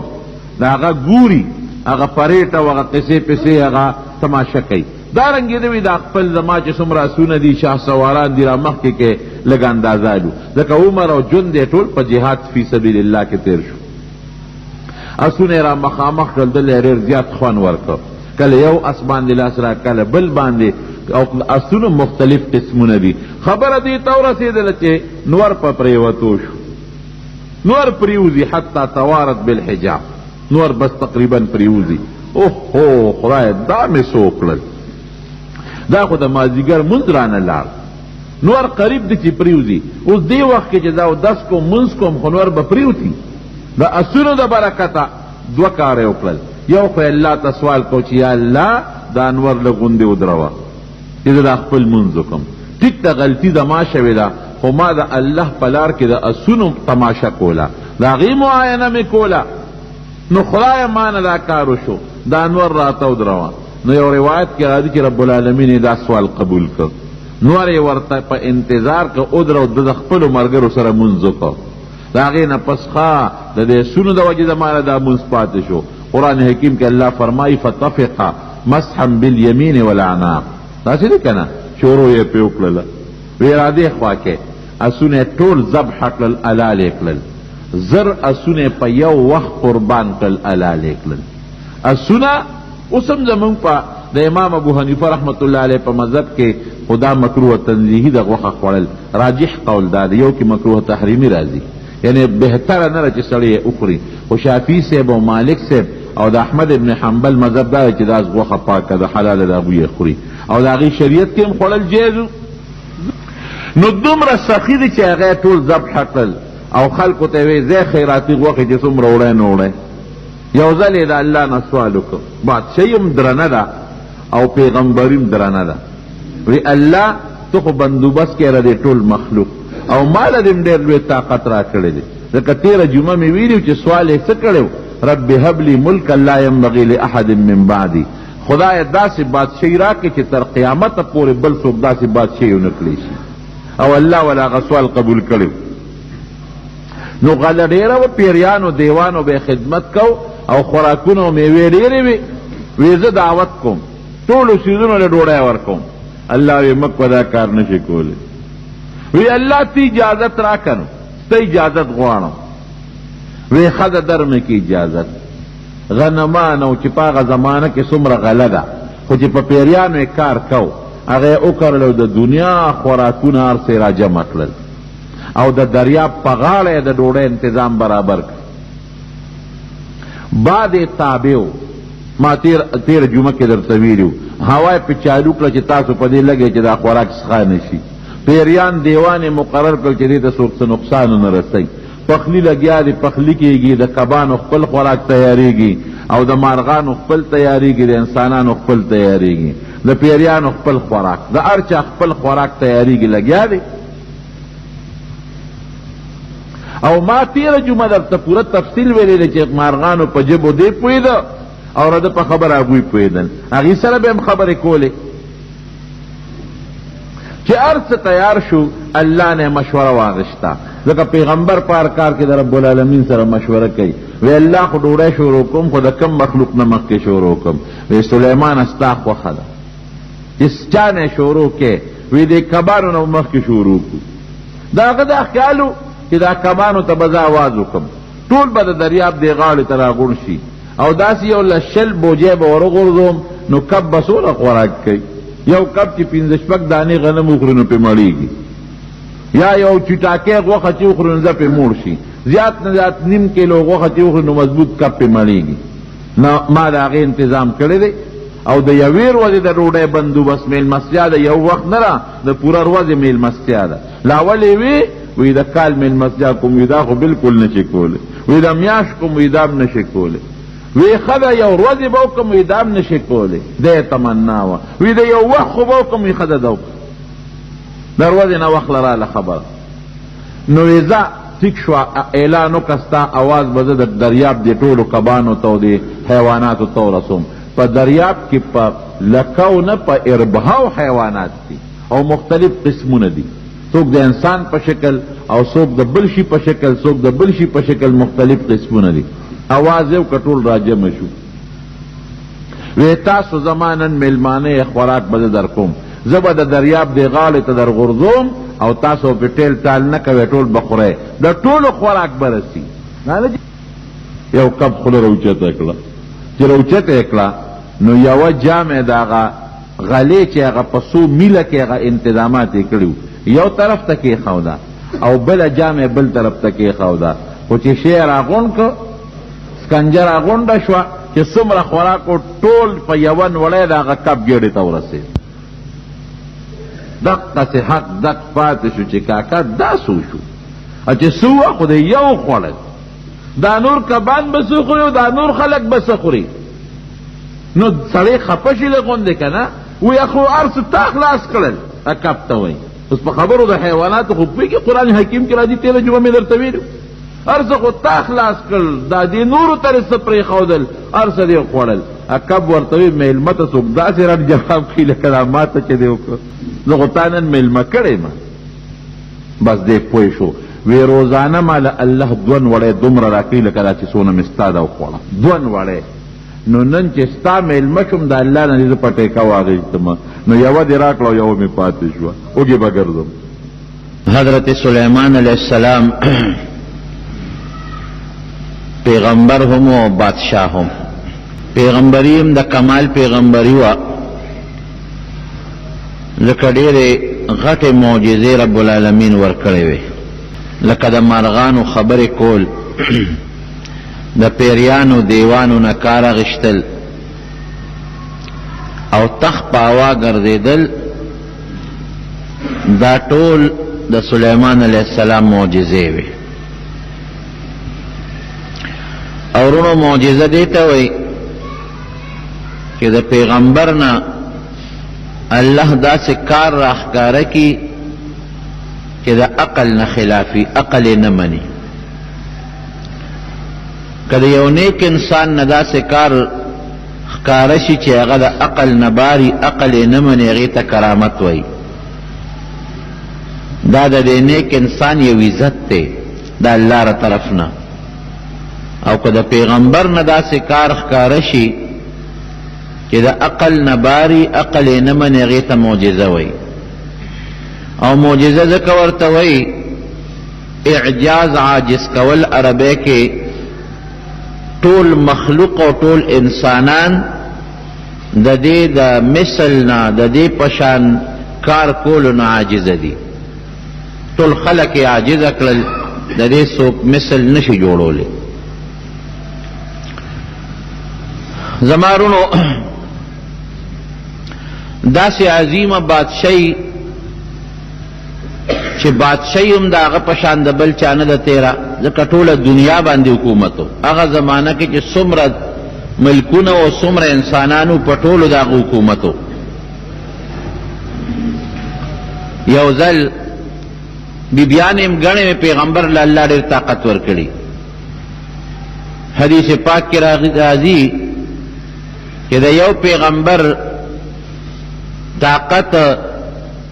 دا د سلو جنتیان عمره دی د سلو جنتیان عمره او د یو جنتی طاقت د دنیا د څلوېښتو ځوانان عمره دی نو د پیغمبر طاقت تقریبا دومره دی لکه 4,000 سړي چې وي د 4,000 سړو برابر د پیغمبر طاقتي نو سلیمان علیہ السلام هم پیغمبرو گنی بیبیانے وے اللہ قوت و طاقت ورکڑیو او مجاہدو زبردست جہاد بے کو او دا جہاد دا پارا اسونا اوخان اتیان اغا زمانہ کی چکم لخکرو اور سرو پیریان او دیوان چی دا چا تابی وے اغا تبیا بل سشے دے ورسره ډېر سخیمو مجاهدم دی او سخیم دی په کومه علاقه چې به ته د سره څومره لښکر به و د هغې ټول لښکر د خوراک او د څکاک انتظام دا خو هسې د حکومت په ذمه خو ده به د میلمستیا انتظام کو عامه ډوډۍ دالونه به یې پرې نه خوړل لکه د میلمستیا انتظام او په وطن او علاقه کې چې څومره خلک مسکینان او فقیران به د هغې دپاره د بیت المال نه مستقل راشن به تقسیمېده دا څوک نشي ثابتولی چې د سلیمان علیہ السلام په بادشاہ کې یو سړی دی اوږي یا د ناري یا د بربنډي یا د کورني دې ته بادشاهي وایي پیغمبري او بادشاهي دواړه د کمال یو ځل یې ماسخوتن قسم وخوړه انسان دی بیا هم کله کله خطا شي وی زما دا 100 بیبیانې دي دې ټولو ته به زه راتلل کومه او الله ذوالجلال به د یوې شپې نه زما د دې 100 ښځو نه 100 بچي پیدا کوي 100 زامن بچي نه 100 زامن او چې دا 100 زامن زما پیدا شي دا ټول به د الله په لار کې مجاهدین انشاءالله یې هیر شو دی نه وی چې انشاءالله زه به دا کار کوم او زه به د 100 بیبیانو له راځم انشاءالله لفظ یې ونه وی نبی کریم صلی اللہ علیہ وسلم فرمائی د بخاری شریف حدیث تے امغسی اکلا پاغ شپاغ سلو بی بیانو تراغے لیکن یو بی بی هم د پارمان باندې پورا نشوا صرف د یوی بی بینا یو بچی پیدا شو اغم نامکمل نیمګړی دی په تخت شاهی باندې ناستو او هغه دایي ول رکوټې غوندې نیمګړی په ټوکړه کې بند د غوښې یو بوټی راوړه وی سید دا ستا د هغه یوې بیبي نه بچی پیدا شو دا نامکمل دا قرآن حکیم کې چې راځي که نه ولقد فتنا څنګه د سلیمانه والقینا علی کرسیه جسدا مونږ ورته په کرسۍ د پاسه هغه وجود ورواچو هغه دا شی دی هغه دایي ول هغه نامکمل بچی راوړو دا یې د هغه یو بیبي نه پیدا شو دا هم نیمګړی دی مړ تشه غوښه ده بعضې خلک ورونو دلته کې ډېرې بېځایه غلطې قصې کړې دي بعضې دا ضعیفه او باطلې خبرې بعضې تفسیرونو کې هم شته چې د سلیمان علیه السلام سره ګوته وه او هغه ګوتې په ذریعه بادشاهي کوله او هغه ګوته ته بیا پیری اوړله او هغه دریاب کې پرېوته او په کور کې یو ښځه وه هغې د بوتانو عبادت کوله تصویرونه دا ټولې غلطې خبرې دي دا په پیغمبر الزام دی د پیغمبر په کور کې د بوتانو عبادت کېدل او بیا پیغمبر جادوګر نه چې د جادو په ذریعه باندې حکومت کوي دا غلطې خبرې دي اصل دا ده دا یو ازمایش و چې د قسم وخوړه چې زه به سلو بیبیانو ته راتلل کوم او د هر یوې نه به یو مجاهد بچی پیدا کېږي شاه سوار مجاهد الله لار کې جهاد بقي انشاءالله یې هیر شو الله هغه ټولې خبرې و تاسې هغه هېڅ ونه شو د هغې یوې ښځې نیمګړی بچی پیدا شو نبی کریم صلی اللہ علیہ وسلم فرمائی بخاری شریف کی حدیث ہوئی کہ انشاءاللہ یہ ویلے وے ندے سلو خزو بسل بچی شویو او سن کے دوے ہر یو بدا اللہ پلار کے عظیم مجاہد ہو شاہ سوار مجاہد ہو انشاءاللہ یہ رون دا دین مسئلہ دا دا چی کم یو کار سڑی دراتون کی زمانے دا مستقبل سر تڑی انشاءاللہ دی وسر ہوئی دا مسئلہ دا لکہ مثلا یو کور جوڑے نوے انشاءاللہ زبا کور جوڑو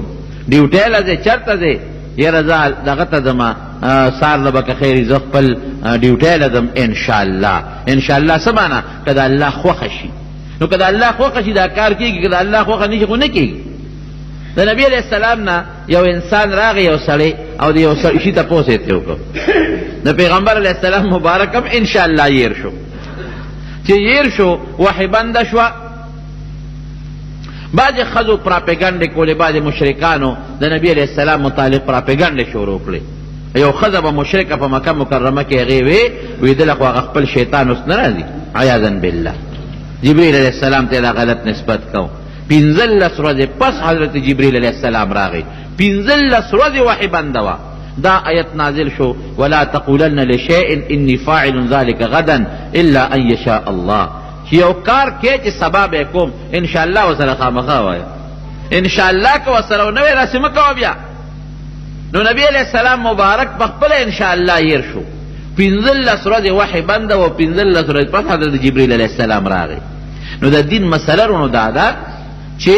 کم کار کې او د راتلونکي زمانې اراده دي چې دا کار به زه کوم نو دا به ورسره وایې که د الله خوښه شي که پښتو کې درځي داسې وایي که د الله خوښوي او د الله رضی او که عربی کې وی نو انشاءالله معنا څه که چرته شاء الله د الله خوښه وه نو ډېره ښه خبره ده بغیر د الله د خوښې نه څوک کار کوم ځای کولی شي د چا نه چاته نظر ولګي نظر د خله نه لګي او ته پوه شو چې زما نه خو د دې سړي نه ښه شو او زما دا نظر ورته لګي دته څه نقصان پیښیږي نو ما شاء الله کان وما لم یشاء لم یکن لا حول ولا قوة الا بالله العلی العظیم دا وایا او که په عربی کې نه درځي نو پښتو کې وایا الله چې څو غواړي کېږي او چې څو نه غواړي نه کېږي دا خو هر سړی ویلی شي که نه الله چې څو غواړي کېږي چې څو نه غواړي هغه نه کېږي لا حول ولا قوة الا بالله دا ورسره ووایا نو ستا هغه بد نظر به هغه ته نه لګي نو ګوره هر څیز کې د الله خوښه شامله که رب العالمین به د امداد وکړي نو حضرت سلیمان علیه السلام انشاءالله نه وی چې وی نه وی نبی علیه السلام فرمایي چې شی هسې لاړ یعنی بچو هغه سلو ښځو بچي راونړل که ویلې وي سلو واړو به زامن راوړی او هر یو به د الله په لار کې مجاهد دا د جهاد سره د شوقو په دې سوچ چې زما د مسل الکان پیدا شي او مجاهدین به یې رونو اسونه ساتلیو سارو مازدیګر به پاسونو باندې لاس راښکه لکه اس باندې سړی په دې شال لاس راکاږي په دې سټ ولا لاس راکاږي خوشحالي ورته هغه زمانه کې خو اس داسې و لکه دې زمانه کې چې توپ او ټینک څنګه شی دی یو ځل د مازدیګر نه پس دا اسونو چې کم مشر و هغه ته وی دا ټول جنگي چې کم اسونه یې دا را مخامخ کا لږ زه معاینه کوم لکه یو کمانډر ان چیف یا یو بادشاه راشي هغه د هغه خپل فوج د هغه ګوري هغه پریټ او هغه قصې پسې هغه تماشه کوي دارنګې دوی د خپل زما چې څومره اسونه دي شاه سواران دي را مخکې کې لږ اندازه دو ځکه عمر او ژوند یې ټول په جهاد فی سبیل الله کې تیر شو اسونه یې را مخامخ کړل دل یې ډېر زیات خوند ورکړ کله یو اس باندې لاس را کله بل باندې او اسونه مختلف قسمونه دي خبره دې ته ورسېدله چې نور په پریوتو شو نور پریوزي حتی توارت بالحجاب نور بس تقریبا پریوزي اوه خدای دا مې څه وکړل دا خو د مازدیګر مونځ رانه لاړ نور قریب دی چې پریوزي اوس دې وخت کې چې دا اودس کوم مونځ کوم خو نور به پریوتي د اسونو د برکته دوه کار یې وکړل یو خو الله ته سوال کو چې یا الله دا انور له غوندې ودروه چې زه دا خپل مونځ وکړم ټیک ته غلطي د ما شوې ده خو ما د الله په لار کې د اسونو تماشه کوله د هغې معاینه مې کوله نو خدای ما نه دا کار وشو دا انور راته ودروه نو یو روایت کې راځي چې رب العالمین یې دا سوال قبول کړ نور یې ورته په انتظار که ادرو د خپلو ملګرو سره مونځ وکړ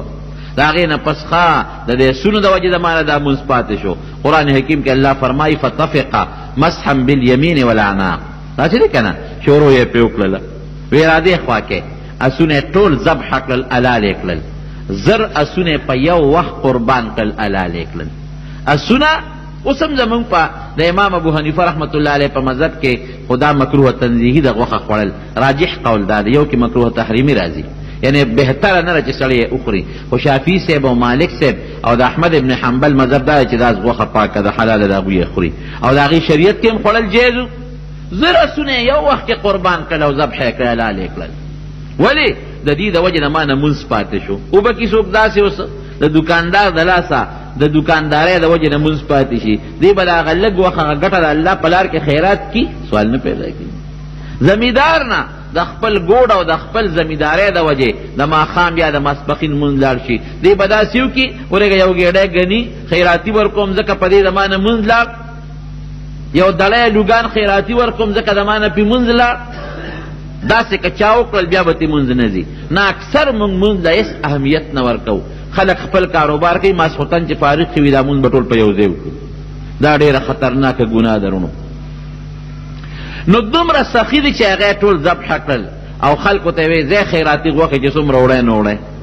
یو ځل یې د الله نه سوال وکړ بادشاهي هم درنه ده او پیغمبري هم درنه ده وی الله ته خو بندوبست کې را دی ټول مخلوق او ما له دې ډېر لوی طاقت را کړی دی ځکه تېره جمعه مې ویلي چې سوال یې څه کړی رب هب لي ملکا لا ينبغي لاحد من بعدي خدای داسې بادشاهي راکړي چې تر قیامته پورې بل څوک داسې بادشاهي ونه کړی شي او الله ولا هغه سوال قبول کړی نو غله ډېره وه پیریانو دیوانو به خدمت کو او خوراکونه او میوې ډېرې وې وی زه دعوت کوم ټولو څیزونو له ډوډۍ ورکوم الله وی مک په دا کار نه شي کولی وی الله ته اجازت راکړه نو ستا اجازت غواړم وی ښځه در مې کې اجازت غنمان او چې په هغه زمانه کې څومره غله ده خو چې په پیریانو یې کار کو هغه یې وکرل او د دنیا خوراکونه هر څه را جمع کړل او د دریاب په غاړه یې د ډوډۍ انتظام برابر کړ بعد یې تابع و ما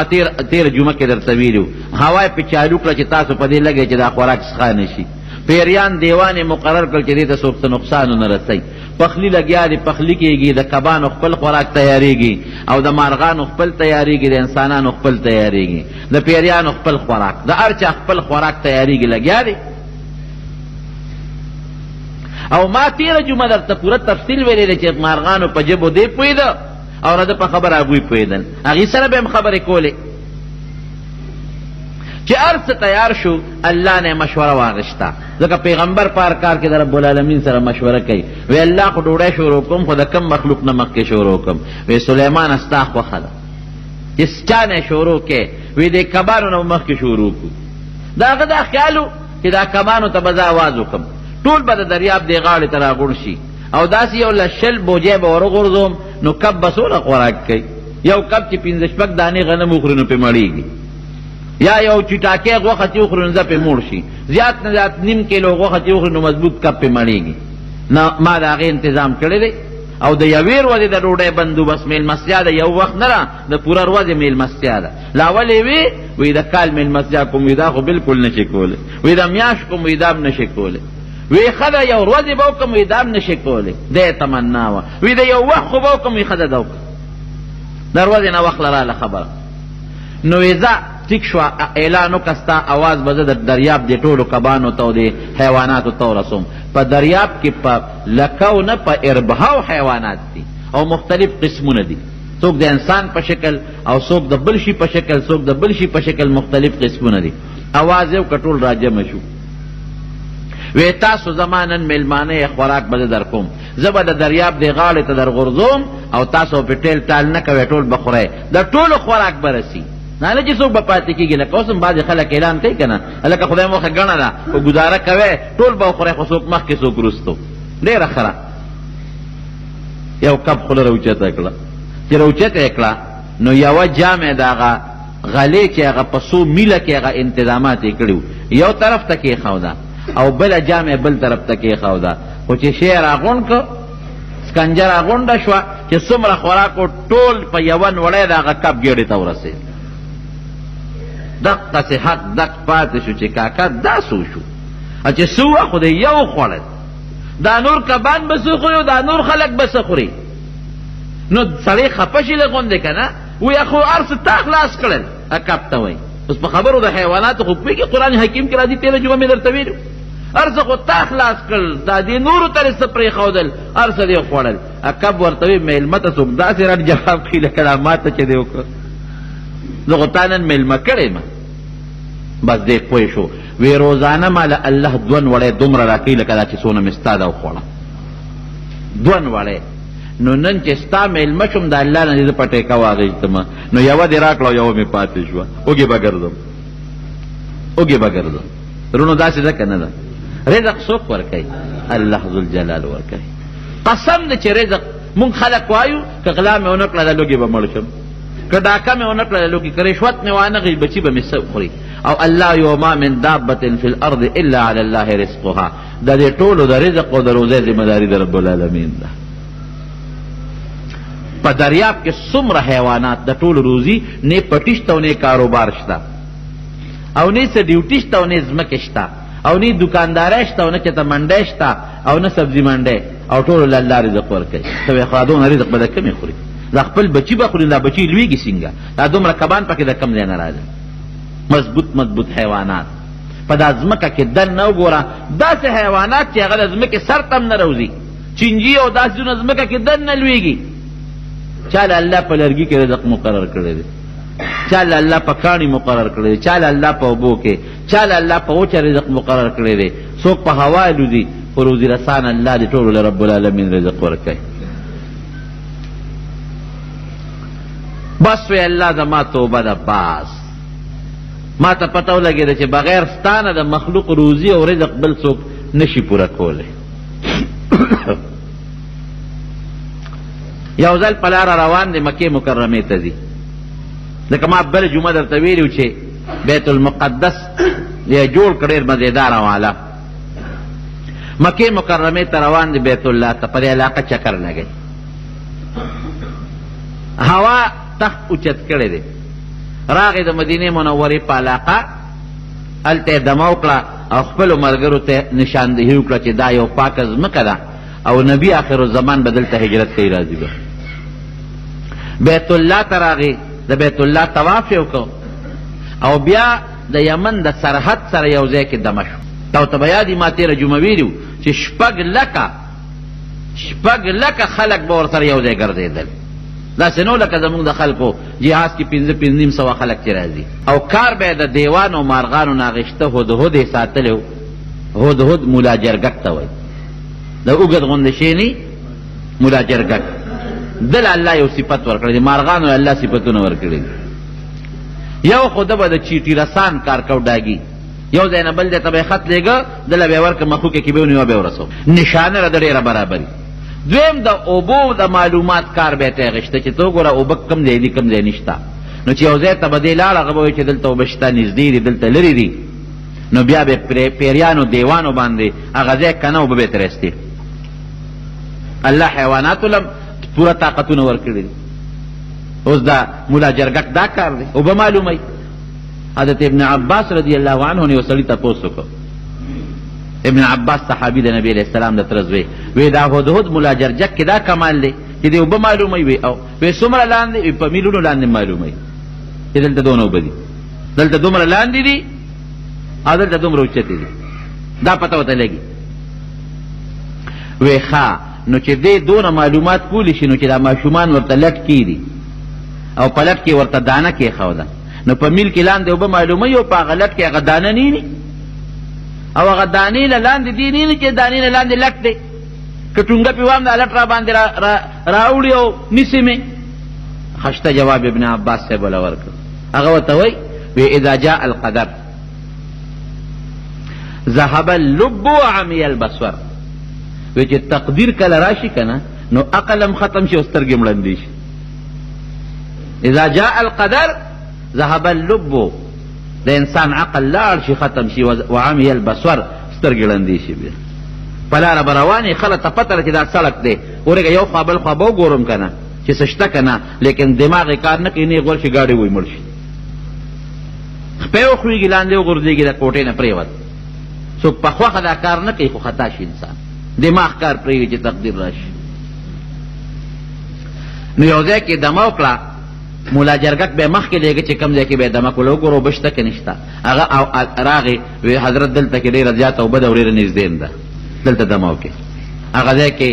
پړاو واچو خیمې خښې شوې. مولا جرګک لږ کې سوچ کړی دی چې زه راشه زه به هم یو چکر ولګو ځکه چې دوی تر څو خیمې خښوي او بیا دمه کوي او د اوبو ضرورت راځي ما خو ویلې نه چې اوبه شته زه به هغې پورې راغلی. قرآن حکیم کې الله تعالی فرمایي ښه دې لاړ چې ته داسې بره یو پرواز وکړو. دا د یمن د سرحد سره نږدې علاقه ده چې پرواز یې وکړه یو بل مولا جرګک وله د هغې علاقې په مخه ونغی. هغه سره یې خپلې خبرې اترې وکړې څه کوې ته ده کمې وی زه خو د شام یم او سلیمان علیه السلام سره ګرځم هغه سره راغلی. وی ته کوم ځای وی زه د یمن د علاقې یم د سبا. وی دلته دغه شته څه ابادي شته او دلته خو یو ډېره زبردست ابادي ده یو ښځه ده او د هغې نوم بلقیس دی او هغه د هغه خلکو مشره ده او د هغې لاندې د دنیا وزارتونه دي ډېر ناشنا تخت شاهیه دی بلا فوج دی. دې مولا جرګک وی راشه معلومات به حاصل کړم او سلیمان علیه السلام ته باله ورسره لاړ. چې لاړ هغه ټول ارسې په دې خپلو سترګو وکتل. دلته د سلیمان علیه السلام د مانځه وخت راغی چې مانځه اواز راغی وی هدهد څه شو هدهد نشته. بس غصه شو چې اوس دې نېکبخت مونږ ته اوبه ښولې وې چې مونږ اوبه رایستې وې چې مونځ هم کړی وې. لأعذبنه عذابا شديدا او لأذبحنه او ليأتيني بسلطان مبين. یا به دې ما ته دلیل پیش کوي چې دلیل باندې به خبره کوي. ګوره داسې خبرې کوي لکه عام انسانان چې یو بل سره کوي. دلیل خو انسان پیش کوي حیوان نشي پیش کولی. لیکن زمارونو ما تېره جمعه تفصیل درته ویلی دی چې د حیواناتو سره د هغه دغسې تعلق و لکه خپل عام لښکر سره چې څنګه د هغې په خبرو پوهېدل خبرې جواب ورکول هغې سره خبرې اترې کول. عام د لښکر د یو کاردار کار به یې ته اخېشته او یا به ذبح کوم او یا به داسې کوم چې سزا ورکوم چې دنیا کې به داسې چا چاله نه ورکړې سره او باڼې به ترې غونډې وباسم. دغه دی چې ملا جرجک راښکاره شو. چې راغې سلیمان علیه السلام ته پیش شو چېرته تللی وې څه دې کول؟ وی صاحب ما خو یو ناشنا خبره راوړی جئتک من سبأ بنبأ یقین. یو ښار د سبا ورته وایي د هغې نه مې یو خبره راوړه یقیني خبره مې راوړې ده. څه دې راوړي دي؟ وی هلته خو یو ډېر لوی قوم دی او ناشنا بادشاهي ده او یعبدون للشمس د انور عبادت کوي د انور عبادت کوي صاحب او ستا په ټول سلطنت او بادشاهۍ کې خو د انور عبادت نه کېږي د یو الله عبادت کېږي. د دې غم په کار دی. وی رښتیا وې؟ وی بلکل رښتیا ویم. وی زما یو خط وله ورته ورېږه اوس به پته ولګي خط در کوم او چې خط وله ورسې نو یو غاړې ته کښېنه د هغوی نه غلې غوندې او تماشه کوه چې هغوی به څه وایي د هغوی هغه معلومات به وکړي ماله به راوړئ.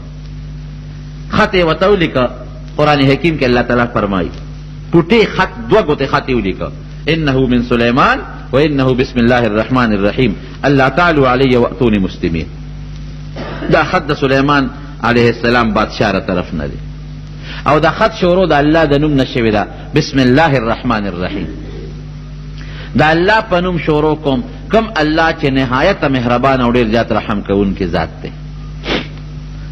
اس کبر به نه کوئ، لوی به نه کوئ، په خپله بادشاه به فخر نه کوئ او زما له طرف نه نه دی لاندې چې ټول مسلمانان شي ما له راشئ، ګنې نه مو پرېږدم. د سلیمان علیه السلام روب دبدبه د بلقیس ته رسېدلې وه د مخکې نه چې دا خط یې څنګ یوړه په مخوکه کې، نو هغه به په شاهي محل کې دننه اوسېدله، ډېر لوی تخت او تخت شاهي، هغې کې ملاس سره دا بلقیس او ده دا خط په دې سوړه وردن نه شي، دروازې بندې وې، هغه یې یوړه او د هغې په هغه سینه د پاسه هغه خط ور وغورځو او لار یو ګوټ کې کېناسته. اوس د ښځې څه ګمان راځي چې دا خط به دې هد هد راوړي، ملا جرګک به راوړي. مارغان خو ډېر ګرځي، په تاسو په چا خیال راځي چې دا شی دې مارغه راوړو.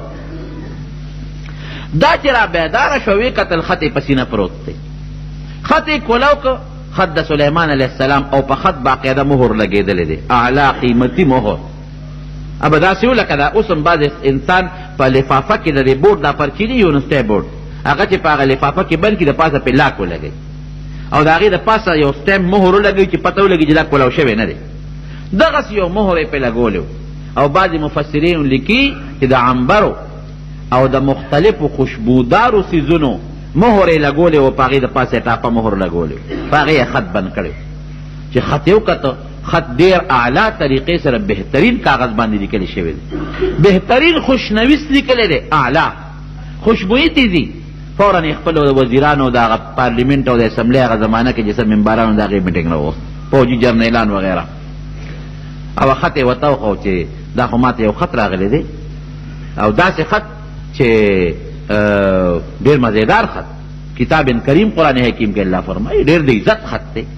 او عزت ته معلومیږي او د سلیمان علیه السلام د طرف نه دی، ځکه دې خو د هغه نوم اورېده او پکې دا الفاظ ذکر دي چې بسم الله الرحمن الرحیم، د الله په نوم شروع کوم. د څوک ورونو ډېره دا معلومیږي چې یو سړی چاته خط لیږي، نبی کریم صلی الله علیه وسلم هم چې خطونه لیکلي دي لاول خپل نوم لیکلی دی. ښه د دې واقعه مې دې دپاره شروع کړې ده چې تاسو ته د یو پیغمبر قوت طاقت معلوم شي، د الله امداد او دې کې چې کوم مسایل دي چې هغه معلوم کړي. ګټه خبره ده. نو خط چې لیکي لاول به خپل نوم لیکي، دا عامه قاعده ده. نبی علیہ السلام چې کومو بادشاهانو ته خطونه لیکلي دي اول خپل نوم لیکلی دی، من محمد صلی الله علیه وسلم، من محمد عبد الله ورسوله. د محمد صلی الله علیه وسلم د طرف نه دا خط دی چې د الله بنده او د الله رسول دی. الی هرقل عظیم الروم، یو بادشاه ته خط لیکلو، د هغه نوم هرقل، عظیم الروم چې دا د روم بادشاه دی. نو علما د دې نه معلوموي چې خط لیکي مخکې به خپل نوم لیکي. او زمونږ د پښتنو یا زمونږ د اردو والو د خط طریقه څه ده، لاول چې چاته خط لیکي د هغه نوم ولیکي، وروسته خپل نوم لیکي. دا غلطه طریقه ده. ولې د مخکې خپل نوم ولیکه چې چاته ورسي چې هغه ته د مخکې نه پته ولګي چې دا د پلان کې خط دی. د هر چا د دوستانو د ملګرو یو بل سره خپل روابط، نو هغه بعضې وخت چې مونږ لم خط راشي یا تاسو لم راشي، نو چې خط نیمې ته ورسوي نو زر یې وګوري لاندې چې ورېږه لېږلی چا دی. ځکه دا انداز د بیان خو څه جدا غوندې معلومیږي. دا خبره خو ډېره خشته ده یا ستغه ده یا د دمکۍ ده. اوس دې چا را لېږلی دا خط؟ نو چې هغه سړی په کړاو کې اچي او بیا وروسته ګوري چې کومه کرښه کې نوم دی، نو د مخکې نه ورته خپل نوم ولیکه. نو یو د خط طریقه دا ده چې خپل نوم به باقاعده د خط په اول کې لیکي. دویم چا سره چې د ملاقات وکړو نو خپل نوم به ورته اخلي، فلان کې یم. نبی علیہ السلام مبارک یو صحابي دروازه وډبوله، تپوس یې ته وکړې من څوک یې، من هو؟ هغه وی انا معنا زه یم. نو نبی علیہ السلام وفرمایل انا زه خو زه یم. انا څه ته وایي؟ نوم اخله چې نوم دې څه دی. نو طریقه دا ده چې څوک د چا ملاقات ته لاړ شي او دروازه وډبوي او هغه ته تپوس وکړي، ډېرې فورا خپل نوم ورته وایي فلان کې، چې د هغه په دماغو بوج را نه شي، پته ورته ولګي چې دې سړي سره د ملاقات ضرورت شته نشته، دروازه کولاو کم یا نه کم. دا د مسلمانۍ طریقه ده. یا دې زمانه کې څوک په موبایل چا سره خبرې کوي یا په ټلیفون خبرې کوي، نو چې څنګ میلاو کې نو فورا خپل نوم ورته اخلي، فلان کې خبرې هغه ته پته ولګي چې څوک دی.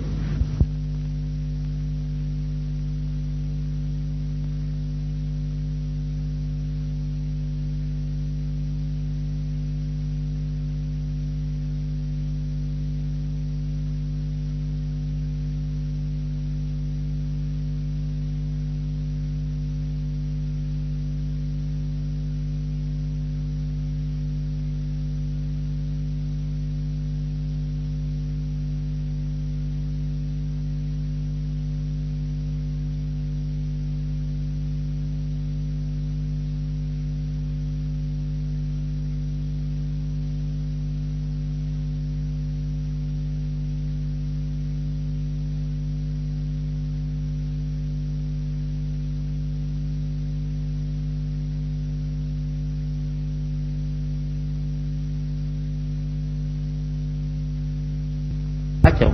بې ځایه خبره دې اوږده کړه کېدي چې د هغه څه ضروري کاري نو د مسلمانۍ طریقه باندې چې موږ عمل کوو د دنیا او د آخر دواړه کارونه به راته اسانې وروڼو ما ته مخکې ورځو کې د ما یو شاګرد ټلیفون وکړ په باندې ونه هغه چې ټلیفون یې وکړ نو ما ته څه وکړې رجوي ما خو سار هم درته سره خبرې کړې وې ته ما نه پېژنې خدایه نو سار خو ما سره پنځه شپږو کسانو خبرې کړې دي نو ته پکې کم یاوې څه پته لګي ما نو دا شی به بالکل قطعا نه کوئ او په دې نیت یې کوئ چې دا د نبي علیه السلام مبارک طریقه ده نو الله به اجر او ثواب هم درکوي نو که چاله ملاقات له مخکې لاړې خپل نوم باخلې خط کې خپل نوم مخکې لیکه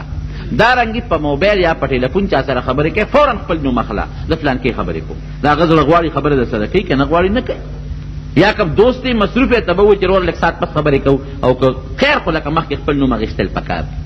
دویم نمبر د الله د نوم نه به شروع کوي بسم الله الرحمن الرحیم ګوره سلیمان علیه السلام بسم الله الرحمن الرحیم وویل نبی علیہ السلام چې خط لیکي بسم الله مخکې کړی د خپل نوم یې رستو کړی سلیمان علیه السلام خپل نوم د هغې نه مخکې کړی دی بسم الله یې رستو کړی نو د الله نوم باخلې بسم الله الرحمن الرحیم که چا سره په ټلیفون خبرې کوي او که چا له ملاقات له ورلې نو فورا د بسم الله وایه او یا چا سره خط لیکې نو بسم الله الرحمن الرحیم لیکه زمونږ بعضې خلک د بسم الله په ځای دغه 786 لیکي د دې حیثیت نشته 786 څه شی دی بسم الله د عربی الفاظ دی د قرآن یو آیت دی بسم الله الرحمن الرحیم او قرآن اسم للنظم والمعنى جميعا د لفظ او د معنا د دواړو نوم دی نو 786 به ټیک د معنا ورکی لیکن په 786 کې د الله برکتی نوم نشته الله پکې شته نشته الرحمن پکې نشته الرحیم پکې نشته نو بعض خطونو کې خلک بسم الله نه لیکي او دلیل څه نیسي یاره چې دا خلک بیا سبدا بلدي احترام نه کوي نو دا لارو کوڅو کې غورځي نو په دې وجه بسم الله نه لیکو خو چې تعالی د خپل نوم لیکي عبدالرحمن نو رحمان د خدای نوم نه دا دی وایي لیکو هغه دې پکې لیکلي د چا چې طریقه تو لګو دا غ نوم دې لیکلي په خط کې دي 50 نومونه لیکلي دي جمن تمسی او متمنی شرکت 50 یو خالی کړي او 150 بل خالی کړي دي په چا کې د الله نوم دی په چا کې د پیغمبر نوم دی نو دا غیر احترام د سره نشته د بسم الله نه به احترام نه یریږي اخبارونه خو ګوري په هغې کې خو په سوونو د الله نومونه راغلي دي دا غیر به احترام نه خبرېږي د دکان سودا خو د اخبار په کاغذ کې خرڅی وایي دا جي د انګلش اخبار دی نو د انګلش په هغې کې د الله نوم نیسه د الله د نوم به پوره احترام کوي ته بسم الله الرحمن الرحیم ولیکه هغه سړی که د الله د نوم احترام نه کوي اپوی شه او خدای پوی شه ته خپله غاړه خلاصه که د واده خط لیږې که د مړي خط لیږې که عام خط لیږې بسم الله الرحمن الرحیم ولیکه که او هغه مسلمان دی چې چاله خط لیږې هغه د الله د نوم احترام وکړي که نه بشر حافي لوی بزرګ تېر شوی دی بشر حافي په لاره باندې او زبردست دغه دی د شرابخور دی او بدعمله زناکار په خپله مخکې زمانه کې او شرابخانې ته روان او شراب وله په لاره باندې یو خط ومونته په هغې کې بسم الله الرحمن الرحیم لیکلی چېرته یو کاغذ ټوکله وه چې هغې راواغېست د الله نوم دی پکې زر فورا کور ته لاړ کاغذ یې صفا کړ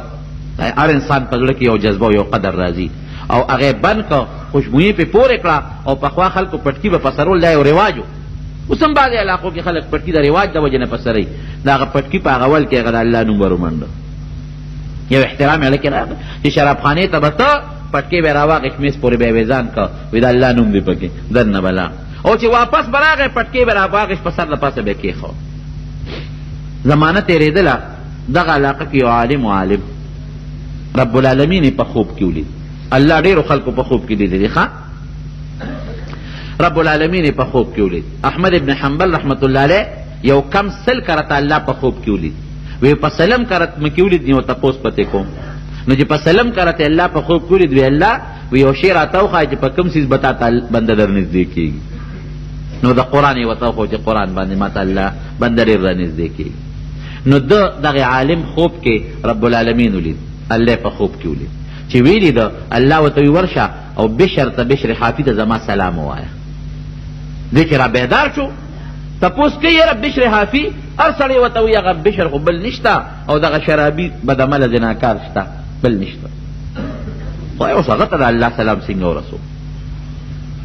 یو نه بل نه تپوس کوي خوب شاګوان کې په بله شپې بیا رب العالمین په خوب کې ولید زما سلام دی ولې ونه رسو الله ما له حیا راځي چې ستا سلام دغه سړي ته ورسوم دا خو زه ګورم که بل نوم باندې بشري خو شرابي دی هم دغه شرابي ته ورسوه چې را بیدار شو چې تپوس یې کور ته معلومات وکړل بشر حافي وی هغه تللی دی شرابخانې کلب ته تللی شراب والا کلب شرابخانې ته بس الله حکم و حساب نشو نیغ راغ دروازه و څوکیدار ته بشر شته وی یو وی څه کوي وی شراب یې څکري دی او نشه پروت دی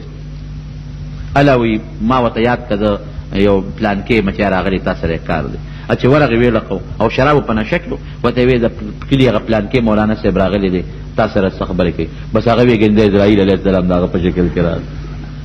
ځکه ما سره د مولانا صاحب څه کار دی په ما څه کوي دا جوړ اسرائیل علیه السلام د ملا شکل کې راغلی دی او جوړ چپه کوي مې بېغمه کوي مې بس هغه د یارې نه ته هغه صاحب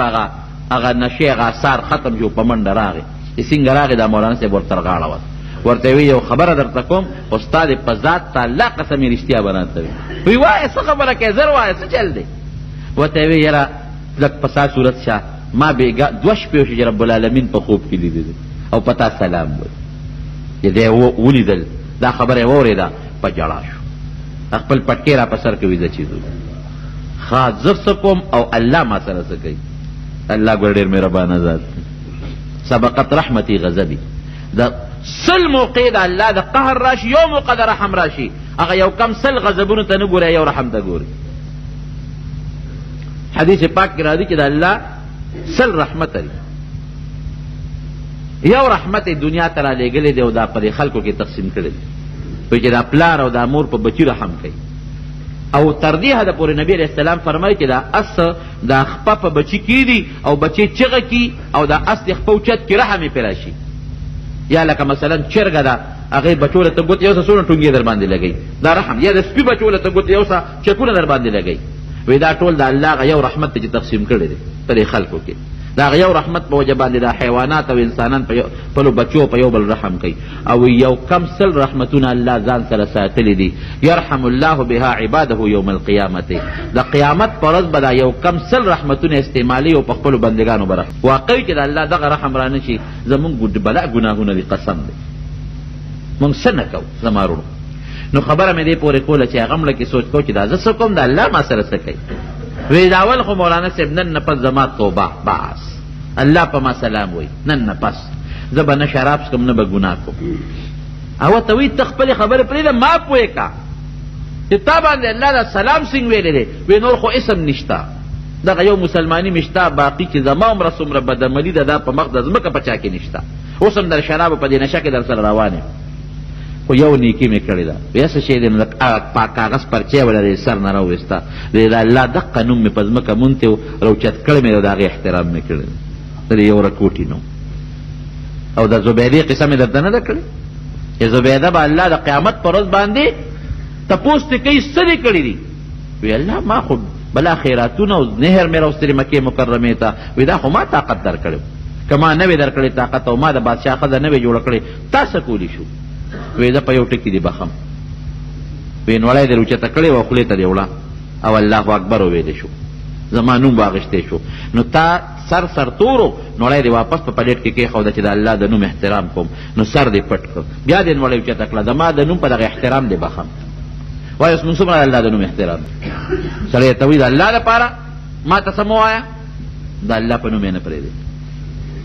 قسم درته یو سړي وخوري په هغې اعتبار نه کوي د الله نوم کاغذ د انګریزي اخبار انګریزي اخبار کې د الله نومونه نیسته هغې کې سودا خرڅوي هغې نه ګوتی جوړی اخبارونه موږ دقسې غورځو دا خو اسانه خبره ده غونډ راغونډ کړه پوټې تیلې ورته ورته کړه یو غاړه کې وسوځو راوړه دریاب کې وغورځو زما وروڼو د الله د نوم د پیغمبر د نوم د جومات د قرآن د کڅوړې د جومات د دغه پوړونو د دې به ټولو احترام کوو دا زموږ مسلماني ده دا زموږ شعائر الله دي ومن يعظم شعائر الله فإنها من تقوى القلوب نو خبره مې دې پورې کوله چې بسم الله د خط په اول کې خامخا به لیکه دا پکې لازم بسم الله الرحمن الرحیم او بیا راکوټې لنډه خبره الله تعالو علی واتونی مسلمین کبر به نه کوئ دعوت د اسلام در کوم مسلمانان شو زما تابع شي هغې چې خط وکت بلقیس هغه خپل چې څومره جرنیلان او وزیران او خادمان او خلق ورسره دي ورته وی تاسو سره مشوره کوم څه وکړم هغې ورته وی نحن اولو قوة و بأس شدید من خو ډېر لوی طاقت دی زمونږ او فانظری ما دا تأمرین باقی ستا مشوره ده، خو پام کوه چې لاندې خبره ونه کې. زمونږ ډېر لوی طاقت دی، ډېر لوی لښکر دی او مونږ ډېر مضبوط یو، مونږ څوک نشي والی. که په مونږ څوک هم حمله کوي مونږ یې طاقت لرلی شو. ځکه ما درته ووایي چې د هغې ډېر انتهایی مضبوطه علاقه وه. سبا تاریخ لیکي دا د یمن، اوس هم د یمن په علاقه کې دا شته، او د یمن په علاقه کې قرآن حکیم د دې صفت کړی دی د سبا. دا دومره عظیم الشان علاقه وه چې قرآن کې الله تعالی فرمایي وی د دې یو بند جوړ کړی، یو بند یې جوړ کړی، بند. او هغه بند زه حیران یم، اوس ساینسدانانو ته ګورو هغه زمانه کې وګوره، تاسو زاړه آثار قدیمه وګورئ حیران بشئ. 3.5 میله بند و، د توربېدې څومره دی؟ 3.5 میله بند. د توربېدې ټول به 1 میل بني، د یو غر نه بل غره پورې 3.5 میله اوږد، 150 گز، 1.5 گز اوچت او 50 گزه پلن. دا یو بند و، ډیم چې څه ته ویل کېږي. 3.5 میله اوږد او 150 گز، 1.5 گزه اوچت اسمان طرف ته، او 50 فوټه پلن. زما په خیال توربېدې والا به 50 فوټه پلن نی، 150 گز به دا اوچت هم نی، او 3.5 میله به دا اوږد هم نی، دې نه زیات ډیم و. او دې کې بیا کړکۍ جوړې کړې وې، کړکۍ په هغې باندې به اوبه پرېښودې مختلفو علاقو ته. اوس د بند کې کړکۍ جوړول او هغې انتظام به مې که نه، کړکۍ خو داسې نه چې څوک دې ورشي او کړکۍ دې کولو کې دونه د اوبو طاقت چې زور پرېشر ورپوري نو هغه کولول هم اسانه خبره خو نه ده. معلومیږي دا چې په دې دنیا باندې یو دور د ټکنالوژي او د ساینس تېر شوی دی. دا بند په اسانه خو نه جوړېږي، دا یو بند و. او قرآن حکیم کې الله تعالی فرمایي چې ښي طرف ته او ګس طرف ته باغونه وو. دا قرآن وایي، ګورې ښه، دا الله کتاب دروغ نه وایي. او داسې باغونه وو په دغه علاقه کې چې هر قسم میوه پکې وه، هر قسم میوه او خوشبودار بوټي پکې وو. او مفتی شفیع صاحب رحمت الله علیه لیکلی دي چې خالی ټوکری به د چا په سر وه، خالی ټوکری، او د باغ په میانځ کې به روان شو چې ته په خپله لار به ته خالی ټوکری به یې په سر وه. د باغ نه چې به وته نو ټوکری به د میوو نه بیا ډکه شوې وه. دومره به باغونه د میوو نه ډک و، را پرېوتل به په دا ځمکه میوې،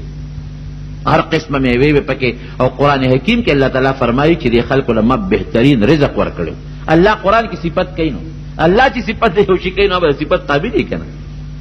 په میلونو زما په خیال چې دې وخت کې زما ذهن کې نه راځي، ما بېګا یو تفسیر کته 360 مربع میلې خوده او کسونه خو چې دومره خو په علاقه کې باغونه خوارو. او کم چې غټه شاهرا به وه لکه دا تنګي والا شو یا د مردان شو یا د پېښور، یو طرف ته باغونه او بل طرف ته باغونه. الله یو رزق ولا ورکړی او الله تعالی یو نعمتونه په دغې خلکو کړي. او د دې تخت څونه به 40 ګزه اوږد، د دې بلقیس تخت 20 گز چوړایي پلنوالی، 40 گزه اوږدوالی، 15 گزه اوچت.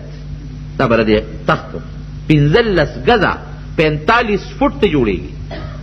دا زمونږ د 10-12 فوټه کې جومات چت دی، اندازه لګوه ته. 15 گزه اوچت او 40 گز اوږد او 20 گز پلن. دا به د دې تخت و. او هغې باندې به سره خپل ملازمین او په 7 محلاتو دننه به یې تخت شاهي پروت و، او د ریخمو بسترې او د ریخمو ګدایانې او مختلف قسم غمی او یاقوت ناشنا بادشاهي او پلارې بادشاه او د هغې نه پس دا بادشاه په تخت ناسته وه. او بلا ګورنران د مختلفو علاقې نه دې لاندې وو. هغې وي زمونږ مقابله څوک کولی شي؟ ښځه هوښیاره وه، ورته وي داسې کار دی. ان الملوک اذا دخلوا قرية افسدوها وجعلوا اعزة اهلها ذله. په پارام کې نه سلیمان هم طاقت تاسو نه اورېدلې؟ ما اورېدلې دی. بیریان دیوان تابع دي، او که زمونږ په دا وطن یې حمله وکړه مونږ عزتمن به ذلیله کي، هر څه به راله ختم کي، دا باغونه او دا وطن به تباه و برباد کي. داسې چل که وګورو یې چې دې واقعي پیغمبر دی او کام بادشاه دی. که دې پیغمبر یې خو تابع به شو، او کام بادشاه بیا به ستا سره مشوره ومنم. وی یو ډالۍ ورته لیږم، یو تحفه او یو امتحان پې کوم. که ډالۍ یې قبوله کړه او امتحان کې کامیاب شو خو دې پیغمبر دی، او که دې کې ناکام شو نو هم بادشاه بیا ورسره جنګ کوو. اوس تحفه ډالۍ یې څه ده؟ ناشنا. وی 1500 غلامان 1500 وینځې وله لیږم. الکانو ته د جینکو جامې او جینکو ته د الکانو جامې، الکانو ته لاسونو کې بنګړي او لوپټې په سر چې دې دا پته لګولی شي که نه شي لګولی قابل دی که ناقابله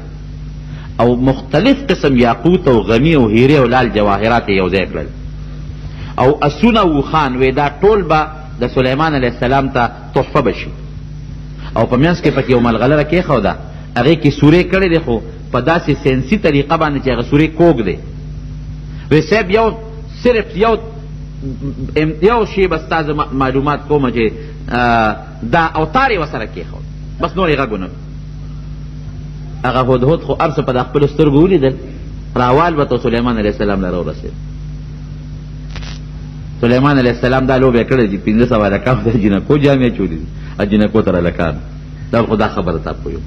او بل دا دی چې دا لی تحفې راجېږلې ده ستا معلومات کوي او یو ملغلره ښودې پکې سورې کوږ تار ورسره پروت دی تا معلوموي چې دا تار ته په دې ملغلره کې اچولی شي که نه شي اچولی په خولې به راته غږ نه کوي سلیمان علیه السلام نه چې دوی څنګه راورسېدل ډېر عزت او اکرام یې او ورته یې ویې وګوره چې غوسه کېږي به او که په نرمۍ به خبرې کوي که سخته غوسه وکړم دا بادشاه دی پیغمبر نه او که په نرمۍ ستاسو مېلمستیا وکړم دا معلومېږي چې پیغمبر چې راورسېدل سلیمان علیه السلام ډېره ښه مېلمستیا وله وکړله په صحیح طریقه باندې او دغه دا ډوډۍ نه مخکې دا مونږ خو دغه طریقه ده چې مونږ خو به مونځ کوو او تاسو مونږ سره په دې خپل مانځه کې شریک شئ قصه اوږده خو بهر کې اوبو ته یې کېنول نو د جینکو د هلکانو د مخ د اوبو اچولو طریقه خو هر چا ته معلومه ده هلکان څنګه په مخ اوبه اچوي او جینکې څنګه اچوي او لاسونه جینکې څنګه اینځي او هلکان څنګه اینځي نو پته یې ولګوله وی دغه خوا کې دا چا چې ښځو جامې چولي دا هلکان دي دې خوا کې او دا نور جینکې وي او چې هغه پلیټ یې ورته کېښودو هیرې نو تاریخ لیکي تفسیر خازن لیکلی دي نو اوس برې کې به تار څنګه اچوي کوک سوری کې نری تار اچول او ورته دا هم نه وي چې پکې واچوه نو د وینه نه دا کار واغېشته اوس حیوانات خو دي تابع که نه وینه خوله کې تارونې و په سوري کې وردن نه شو بل طرف ته ترې ووتل قصه خلاصه الله خو ګوره رب العالمین انسان زه کله کله حیران شم که نه دا خبره اوږدېږي ممکن د بله جمعه به څه باقي وکړم خو کله کله زه حیران شم که نه د حیواناتو یو کتاب مې کته دا کونې نه دی کونې دا کم چې په سارو کې کم کېږي حاجي صاحب دې کونې له الله تعالی دا یو طاقت ورکړی دی د ده غوږونه تیز دي د ده دومره تیز غوږونه دي چې دې په میلونو چېرته قافله روانه وي که نه نو ده ته دا پته لګي چې دې کې څاروي روان دي پخوانو بادشاهانو چې به چېرته ډاکوانو به ډاکه کوله کونې به یې ځان سره ګرځو تار به پکې اچولو نو په میدان به پرېښود نو چې په کم طرف روان شو دی به دې طرف ته قافله ده کونې نه به یې دا کار اخېشته یو پیشو ته وګوره په توره تیاره کې د مګې معلومات څنګه په اسانه کوي مونږ ته پته نه لګي هغه ته څونه پته لګي یو میږي ته وګوره میږي په کومه دنیا کې ته معمولي غوندې ګوړه یو شی وغورځوه د هغه د پوزې حس څونه تیز دی کوم ځای نه معلومات داسې حیوانات دي بیزو ته وګوره بیزو ته قاري طویب صاحب رحمت الله علیه لیکلي چې په هندوستان ته مونږ یو ځل لاړو دارالعلوم دیوبند محتمم دی و یو علاقې ته مونږ په هندوستان کې لاړو هلته کې بانډې ته لاړو وی مونږ هغه خلکو ته چې تاسو خو ډېر ښه خوشحاله به یې د بانډې ماحول دی وی هغې وایي چې مونږ د بیزوګانو نه ډېر تنګ یو بیزوګان راځي او زمونږ کټوۍ لته ورکړي ورڅه توی کړي ډوډۍ رانه تختی نو وی ما دا چل وکړه چې زهر مراواش سنکیا وی هغه مو په وړو کې ګډ کړل ډوډۍ م ته جوړې کړې چې ډوډۍ م ته جوړې کړې وی مونږ هلکانو وی بره په چت باندې مې ورته هغه زهر هغه ډوډۍ میده کړلې چې د بیزوګانو به موس خلاص کړم وی مونږ ته ملګري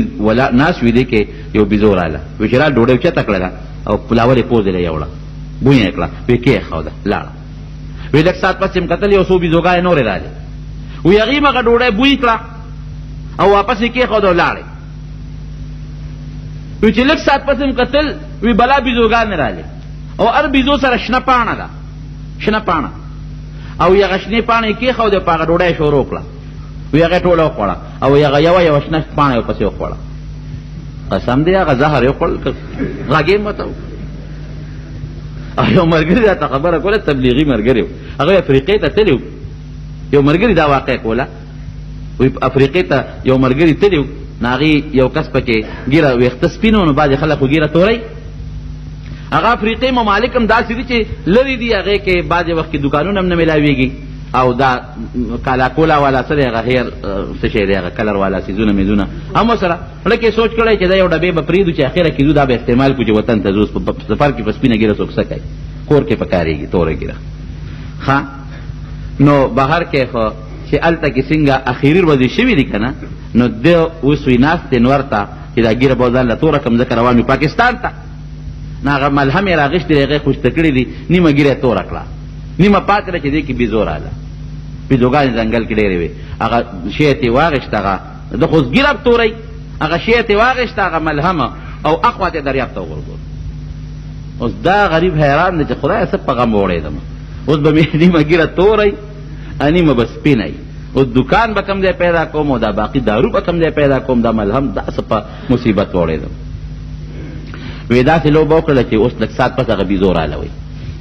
وی مونږ چای یا ډوډۍ یا څه شی پخاو نو وی څه ډکي راوړل ډکي او هغه ډکي یې په هغه اور کې واچول او هغه سوځئ مونږ ته غوسه م یو چې زمونږ د ملګري نه خو دې هغه تښتولې ده خو کېدی چې دا بله بیزو وي هغې وی هغې ایرې کړله او هغه ایرې راواغېشتې داسې په ځان پورې مه ږیوسه او مونږ ته نیغه نیغه ګوري مونږ ملګري ته وایي چې دا هلکه داروي دله جوړ راوړل ښه ځکه چې دا ایرې یې جوړې کړې که نه او دا مونږ ته نیغ ګوري په ځان یې مږي دا دارو دی تا له څه دارو مه راوړي دي وی خیر هغه وایي چې ناسې په بد مصیبت ونړوي مونږ وایي چې نه دا پورې که ته چل پکې شته وی هغه ایرې راواغېشتې چې د راشه تجربه خو به پې وکړو نو هغې په هغه ګیره باندې پورې کړې چې څنګه یې په ګیره پورې کړه چې لږ ساعت وشو ټول ویښته ترې وغورځېدل یا خدای دا څه په غم د بیزوګانو ووړېدو اوس به دلته کې کال مو په تبلیغ کې تېر کړه کلي ته به زوی به چې ښه نو دا دنه جوړ شو تا تبلیغ له دې ګیره دې دغه کړله خدای څه په مصیبت وړ مونږ هم پریشانه وو چې دا اوس دا غریب دا به څه کېږي او بیزوګانو پس چوکې راواغېستې زغلو وی چې څو ورځې تېرې شوې که نه او هغه ویښته د هغه ملګري واپس راوختل تک تور راووتل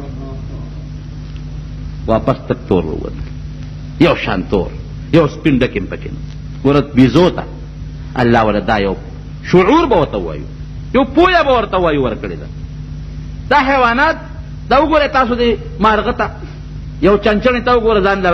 دغه جوړه کړي په کېږې واچي د هغه خپلو بچو څونه تربیت کوي تا نه به هسې تښتي او چې د بچو روزي شي بیا به هغه څونه پینګار به کوي وزرې به وایي د مارونو نو خبره مې څه پورې کوله چې دا هدهد د هغه ځای نه ټول پوره معلومات راواغېشتل راویړله او بیا د هغه دغه نه څه ورته ویلې کېږي دغه نه کار واغېشته هغه مزې په هغه دغه کې پې وردننه وی نه او بیا ورته وویې چې دا هدایا مو واپس کې او زه په دې نه دوکه کېږم او بلقیس سړي ووایه چې دومره لښکرې در لېږمه چې د هغې بس دغه ني سر او ویښ به نی معلوم او زه تکړه شم جناب هغه چې واپس سوال جواب لاړ بلقیس خو پوه شو چې دا خو د الله پیغمبر دی استاد یې ورپسې واپس راولېږه وی داسې کار دی چې بس موږ ستا د مقابلې نه یو او موږ ستا پیغمبري منو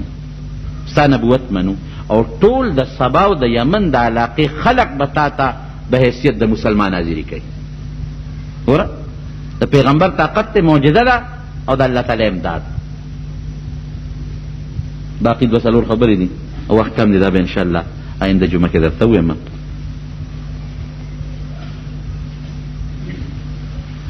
او سنت خیر دی که جمعې پاتې شي وروستو څوک کوي نو وروستو هم دا کېږي که د دوه رکعاتو نه مخکې کوي که وروستو کوي دواړو کې گنجایش شته نو دې کې څه بعضې مسایل دي خو ختم دی به آینده جمعه درته انشاءالله بیان دعا وکړئ ربنا ظلمنا انفسنا وان لم تغفر لنا وترحمنا لنكونن من الخاسرین یا الله موږ د آفاتو بلیاتو مصایبو غمونو نه پامن کې وساتي خدای چاته چې څه پریشانۍ مشکلات دي هغه ورته په خیر او په خوشحالۍ بدله کړي زموږ د ملک او د وطن کې امن او امان راولي الله چې څوک بیماران دي ته وله شفا ورکړي